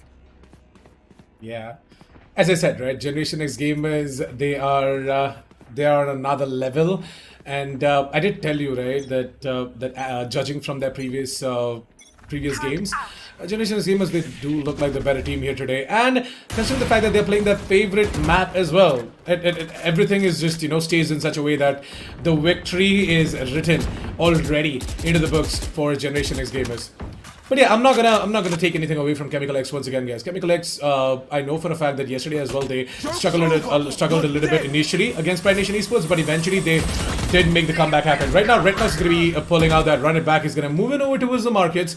He's gonna try and maybe get a frag. He has cleared up the entirety of that strip, that market strip as well. So Precise is going to be spotting out one player. He's going to try and go in for that wallbang, but unfortunately he's not going to be able to connect anything. Smoke is going to be dropped in from the side of Chemical X gamers, Chemical X over towards the high mids, and it's going to be time for Retnox to move in over towards the markets as well. Bio does get the frag on towards Dark. Interestingly, there is a chance to get the trade as well. So Wrench and Retnox are going to get taken down. Assassin, on the other hand, being a killjoy, does get one frag for himself as well. Down to a 3 versus 3 situation. As the Cosmic Divide is up and ready for Generation X gamers, they can actually use it for the retake situation if Chemical X do make it to the site. But with the setup coming in from Generation X gamers over towards the B side, it's going to be really hard for Chemical X to move it over towards the B side. As the long run will be coming to end, third is the show. Oh! Collateral into the scenario, but I think Bio is going to take down Dexter. But that's a beautiful trade. Precise, him and his operator skills are just way to where as Bio will be getting this fight down. And here we are. I think that's an easy clutch for Bio. That's not going to happen until you have Trans up and running. He's going to get the operator and is also going to get the defuse. He has got the back for Generation X gamers. I finally for a second thought that it might be high time for Chemical X for getting that round, but I think the luck is towards Generation X gamers. The duel, I mean the collateral coming in from Precise, that was something I did not expect, but that was really a nasty shot and an unexpected one. 6-0 as Generation X gamers. 6 rounds in a row, man, and looking really good on that defense as well. Them starting off on the defense definitely worked out for them. Chemical X, on the other hand, they still have ways to go, and let's quickly take a look at the top fraggers coming in from both the sides as well. Bio from the side of Chemical X is leading with 6 kills, whereas Generation X gamers is Precise is at the top of the table, if I'm not wrong, with 10 kills. Generation X gamers very happy with the performance being put up by Precise. And yeah, Precise in a way is that one mobile operator as well, just like I talked about Deathmaker, right? Look at how aggressive he is, and he also got himself a frag, that to a goddamn headshot on towards Bio. Man, he's just rubbing salt onto the wounds from the side of Chemical X right now, and Precise, he's definitely the man to be looking out for from the side of Generation X gamers. Well, that's true. As you can see, the Generation X game is, they need to be looking forward for Chemical X. They are on an eco right now. So it's easy the fact that they don't have the stealth to be working with. And I think, oh my god, KJ was getting hunted down. Assassin was assassinated by 3 players surrounding him. But I think Trolili and Trans are handling the rest. Now it's all down to that one last player, Wrench. He's onto the bomb side right now, and I think there's not much he can do. He has a pistol in his hand. That's a beautiful sheriff. That's a singularity sheriff. He has a recon coming up in 5 seconds and the Under's Fury. But Dark is just way too ahead of the time. He's going to take down Wrench and make it 7th round on Generation X gamers. And as I said, oh my god, how am I so good at predicting things out? When we were talking earlier about what might happen in the game, I said that Generation X gamers, if they're starting off with the defenders, trust me, they are the evils. They will not even give 1 round away, and that's what exactly they're doing right now, while making me proud. Thank you so much, guys, for believing in me. Well, I should be the one, thanking you guys, because I'm the one who's believing you. Well, Precise is going to pick up an operator and take another shot onto his aim, and this time I'm expecting a quick one, and there you go. Precise, he doesn't even waste his dash, Usually the jet players, they peek out and they just dash out. Yeah, again, it's down to the decision making coming in from each of the duelists as well, right? Precise knew that it's just one player trying to go in for the peak, and he already had one of his players aggressively pushed up over towards the other side as well. So he doesn't have to dash out. All he has to do is just walk around or walk out of that specific spot as well. So amazing. See, this is exactly what I said when I was talking about the experience coming in from Generation X gamers as well, right? They do carry a lot of experience and the decision making. These small stuff they matter a lot. Let's take a look at the sovers coming in from both the teams. Elika, Trolele versus Wrench. 7 kills for Trolele and Wrench with 3 kills. Oh, I've been hearing a lot about Trolele nowadays. I think he's being the popular guy in the team. Apparently, I mean, I have heard a lot about him. Even in the daily matchmaking, I see him play. As Trolele will be putting that recon now on the high chop mid, he might be actually spotting some players out over there. And the Sasha coming to the use bio is gonna quickly jump down towards the A shot, and he must be spotting out Trans and maybe another player that's dark. Oh, he gets himself a double. Now that is the bio I was looking forward for, and he's back in the action as Trolele is all by himself in the lower mid. It's down to a 2v5 situation, and this actually might be the chance where Generation X game is maybe losing the round against Chemical X, but Trolele gets himself a double, a triple. Oh my god, this man is just a headshot machine. Wrench with the operator is gonna peek towards. Oh, misses that shot against Dexter. No problem, we have a recon to get that covered up, and there with the position, so might be once again getting revealed. But Red Knox over here is slowly walking towards the spike, and I don't think Trolele or Chemical X, both of them. I think Trolele does not have any idea, but Wrench is gonna get that kill onto Dexter, which pretty much makes us in a 1 vs 2 situation. It's all in the hands of Trolele, but Wrench, oh man, he is gonna give himself a double, and the last one with a headshot on the head of Trolele. 8-1. Looks like Chemical X finally it does not look like they're giving up, but they've got 1 round. Yeah, Generation X gamers, they're gonna go ahead and lose out that round, and I guess the aggressive play for Chemical X, it actually worked out. They were able to gain control over towards the site and come in with a little bit of a backstab as well on towards Dexter as well as Trolele. Trolele, on the other hand, there was a quick triple for him, and I'm happy for the fact that you did mention that Trolele has been putting up the work, and he's been making waves as well in the scene by making a name for himself, not only in the rank queue but also even in the tournament side of things as well. And as soon as you say that, he goes there and gets himself a triple and a quad as well that round. So yeah, interestingly, Trolele, really happy with the performance that he has been putting up as an initiator, but at the same time, all's not over yet for Generation X gamers, right? It was just 1 freaking round for Chemical X, and they are bringing it all back once again by getting the 9th round of the board, and Dexter might just be able to get the frag onto his Wrench as well. Wrench with the operator this time around, though, won't be able to take down Dexter as he did the previous round. Amazing round coming in from Generation X gamers, and what can I even say? Chemical X, they still have to figure out how exactly to crack open the defense coming in from the side of Generation X gamers, because right now they are struggling, and maybe it's because of the fact that Chemical X, maybe they're a defense-oriented team more than the attack. Yep. Well, 9-1 Generation X gamers. Looks like they're dominating and shutting Chemical X down, and I think Generation X gamers, they will be pretty mad that that 1 round was also given to Chemical X, so they might actually be looking very, very, very, very aggressive on the point, as Jack already pushed up towards the high mids, and looks like it's the strat outside B-mains and through the blind shot. Dark over here gets a kill, and Trolele is gonna get another one as Prizzes gets that op shot connected straight into the place. It's down to a 2v5 situation, and Trolele down to very low HP, and Dexter is holding off at the B-mains, and he's going to be the first contact, and I think he's already spotted out Phoenix, and there comes the assassin who gets a deke onto its Dexter's head, but I think he has upgraded to a Vandal. He can get the lockdown done. He also has the spike, but I think planting it down would be a bad choice, and Dark is always here. Dark is always got the back for his team, and here we are, 10 rounds for Generation and only 1 for Chemical X, and looks like Nitish, it's giving me a deja vu vibe. Remember the Glacial Demons game I was talking about in round of 32? I think the same is happening right now in the round of 16, and Generation X gamers, they are looking way stronger than the qualifier number 1. That's true, Tanvi, and I guess Assassin, right? If you compare him with Dexter, it's not that much of a difference, but at the same time, Assassin has been putting up the work as well when it comes to the frags, using the pistols and along with the assault rifles as well. But still, the thing is that he's not the duelist today, right? Chemical X Gamers is switcheroo in terms of the roles.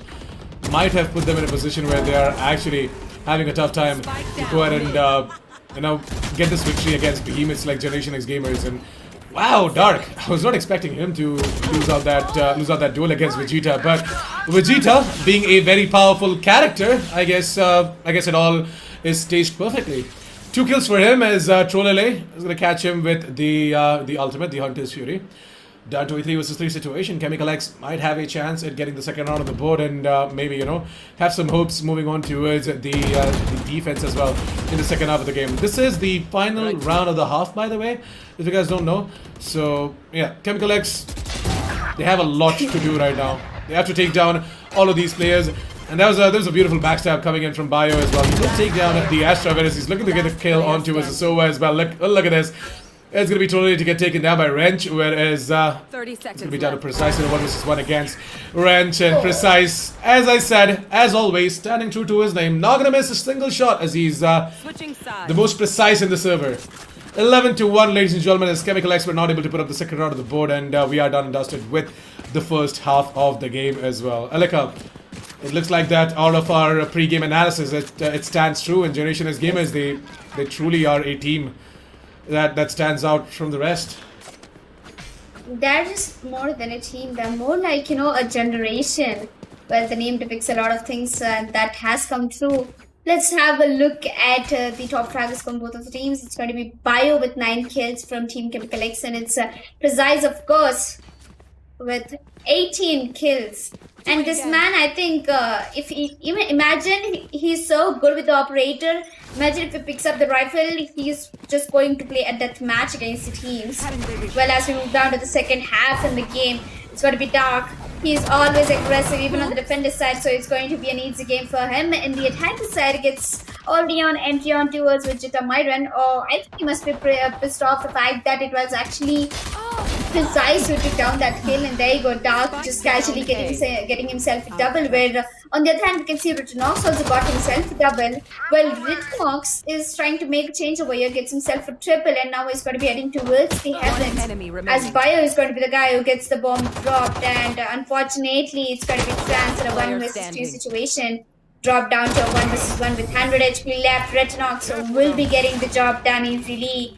Finally, Chemical X putting up a good performance in the defender side, gets the pistol round.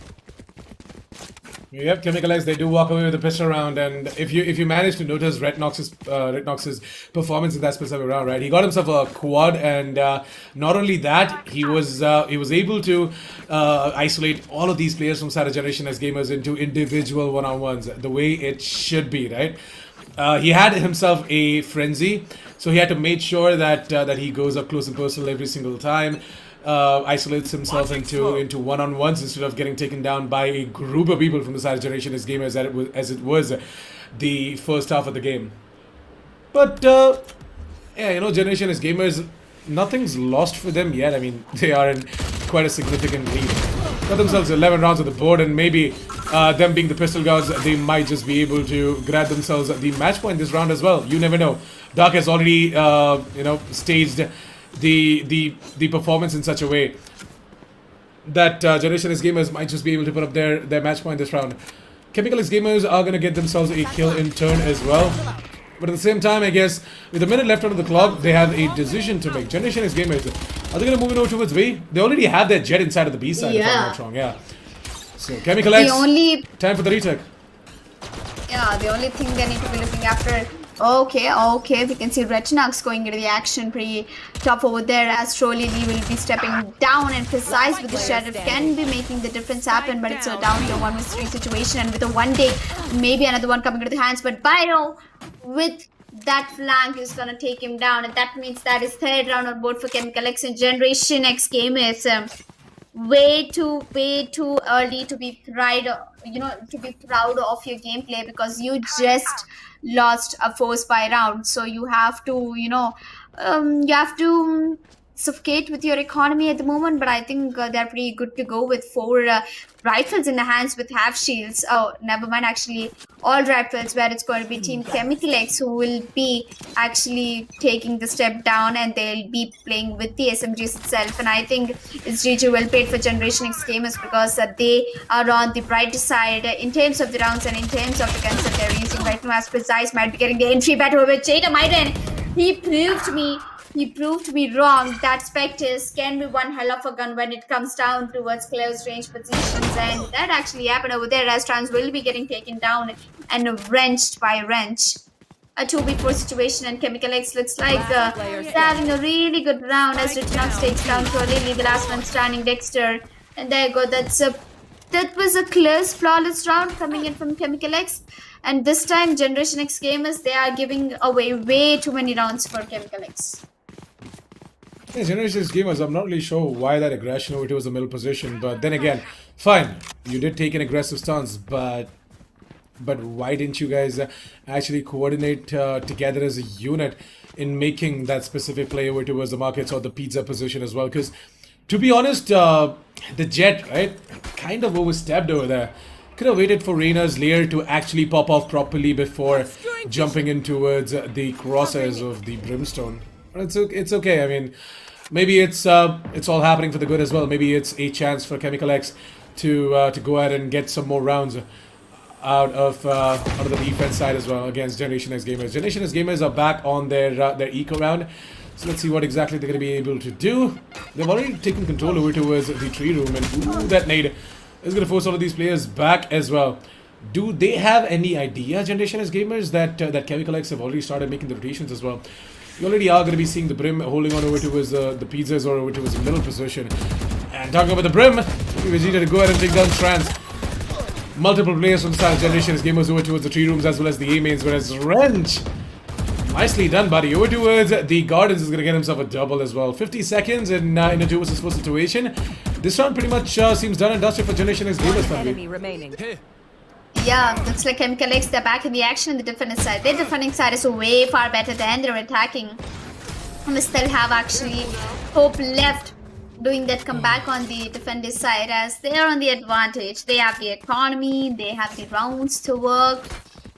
And Generation X gamers, after going away for the first buy in the previous round, they'll be going in for a full buy right now with all Vandals, not even a single Phantom. So this means try hard mode on for Generation X gamers. They might actually be getting away with that match point this round. I'm looking at Chemical X positions. They're way too much inclined over towards the A bombs, and you have 2 players to A, 2 players to B, and 1 mid. That's 2-1 to set up clean and clear. But what's going to be clean and clear is Generation X gamers putting up their aggression ahead into the mid, and this time it's going to be Precise taking down with Jeta Maiden in advance so that he does not get the double again.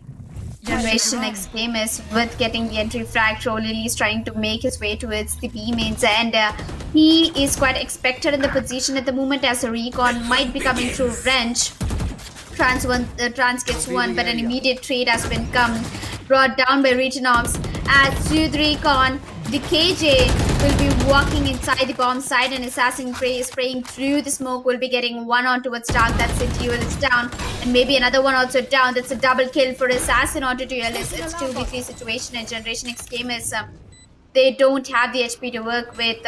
KJ down to 11 HP. I don't think it's going to be an easy one for them, as French, he has 2 shock darts to work with, and the drone from the Generation X gamers will be coming through. Dexter gets a beautiful headshot on towards French, and Reginox is vulnerable right now, and he will be getting hit by the shock dart. And through the smoke, there will be Reginox getting a kill onto Trolley. Dexter with absolutely no HP left. He gets a triple. This man has got himself a triple with 11 HP. I would call the 11 the devil's number right now.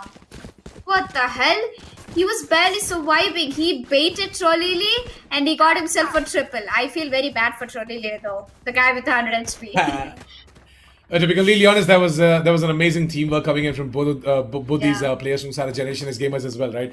Trolele, he gave all the information in the world as well to Dexter, and Dexter, on top of that information and on top of the distraction being provided by Trolele as well, capitalized and got all three of these kills as well. Amazing play being made by Generation as gamers, and this is exactly what I said about the experience coming in from Generation as gamers as well. But yeah, Chemical X have got themselves 4 ultimates ready, Tanvi, and I guess that pretty much speaks for itself, right? Well, Retchnox using that run it back, I don't think that actually helped him get a frag onto its track, so that's a positive one to work with, as Precise is going to be the one who will be on the responsibility of getting the entry into the bomb sites, as Trans on the other end gets Retchnox on the off guard. Bio gets a double for himself, maybe a triple. Truly, do you wish to walk into the crosshairs? Yep, he does walk into the crosshairs of Vegeta, Myron.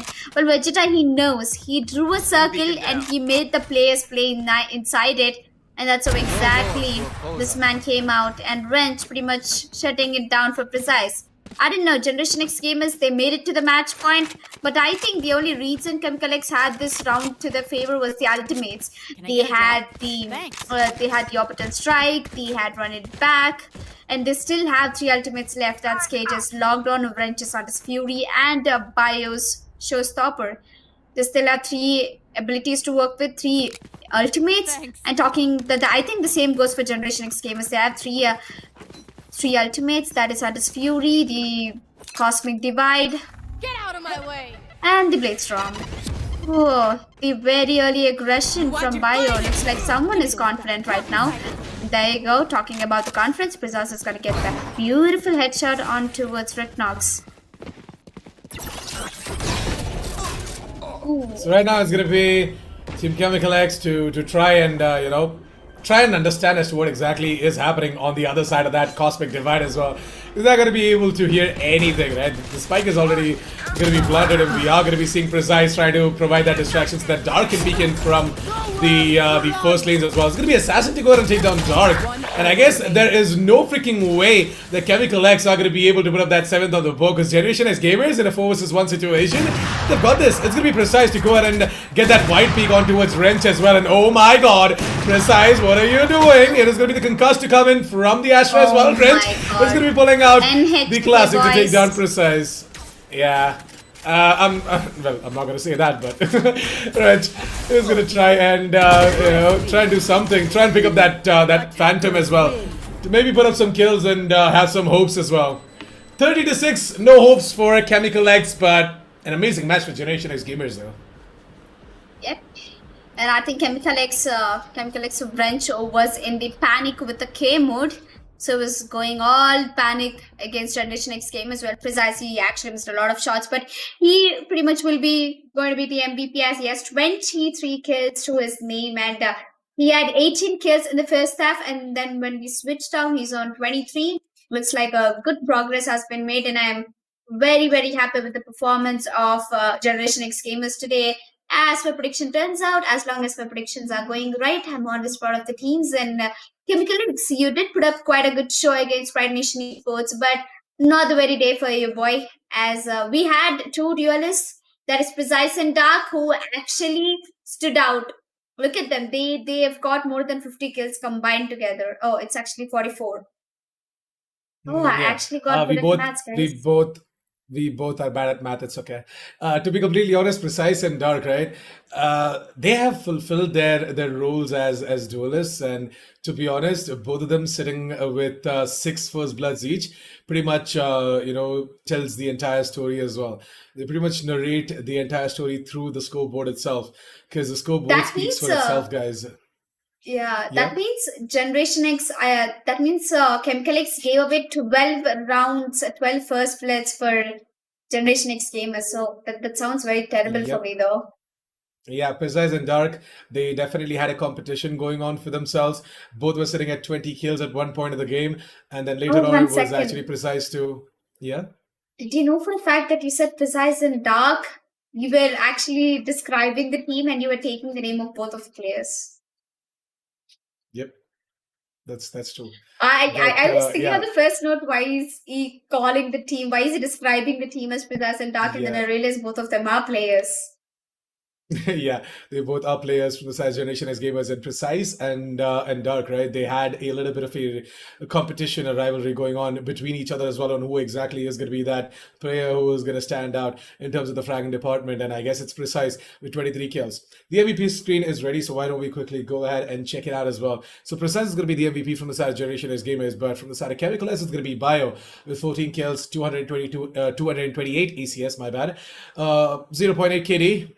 Not that bad, but at the same time, Chemical X, we expected a lot better from them as well. So the switcheroo in terms of the roles did not actually quite pan out in their favor.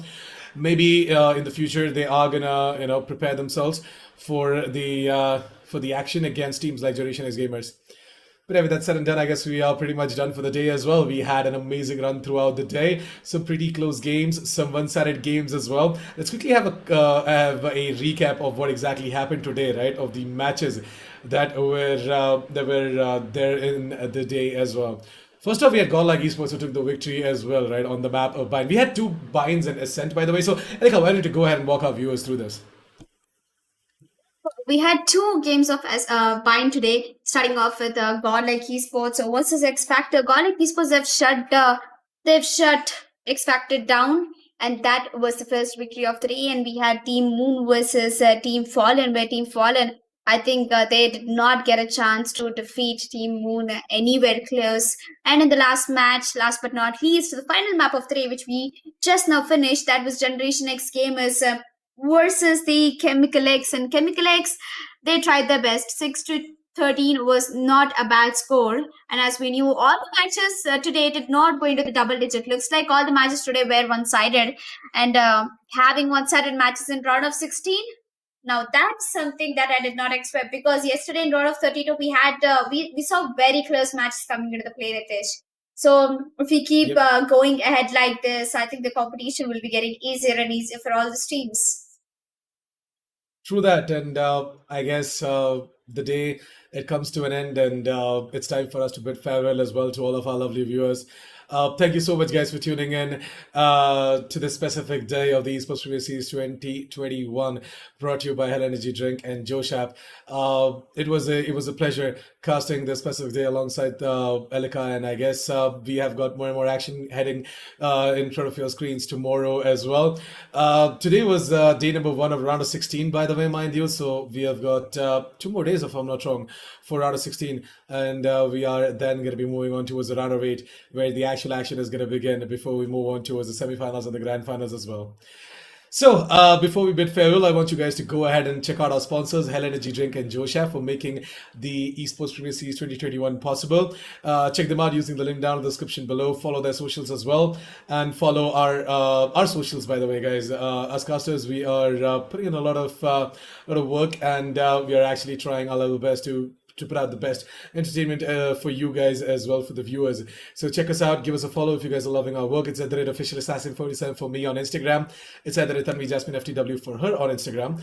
Follow esports.in's social media handles as well. It's going to be all linked down this in the description below, and I'll ask the moderators to put out the link as well, so that you guys can get daily updates regarding the matches and the schedule as well on their social media. And subscribe to the channel and hit that bell notification icon as well if you guys haven't done so already. And we're going to be seeing you guys tomorrow with more and more Valorant action. So thank you so much for tuning in. Goodbye. Have a great day ahead, or what's left of it. Good night, sweet dreams. See you guys tomorrow.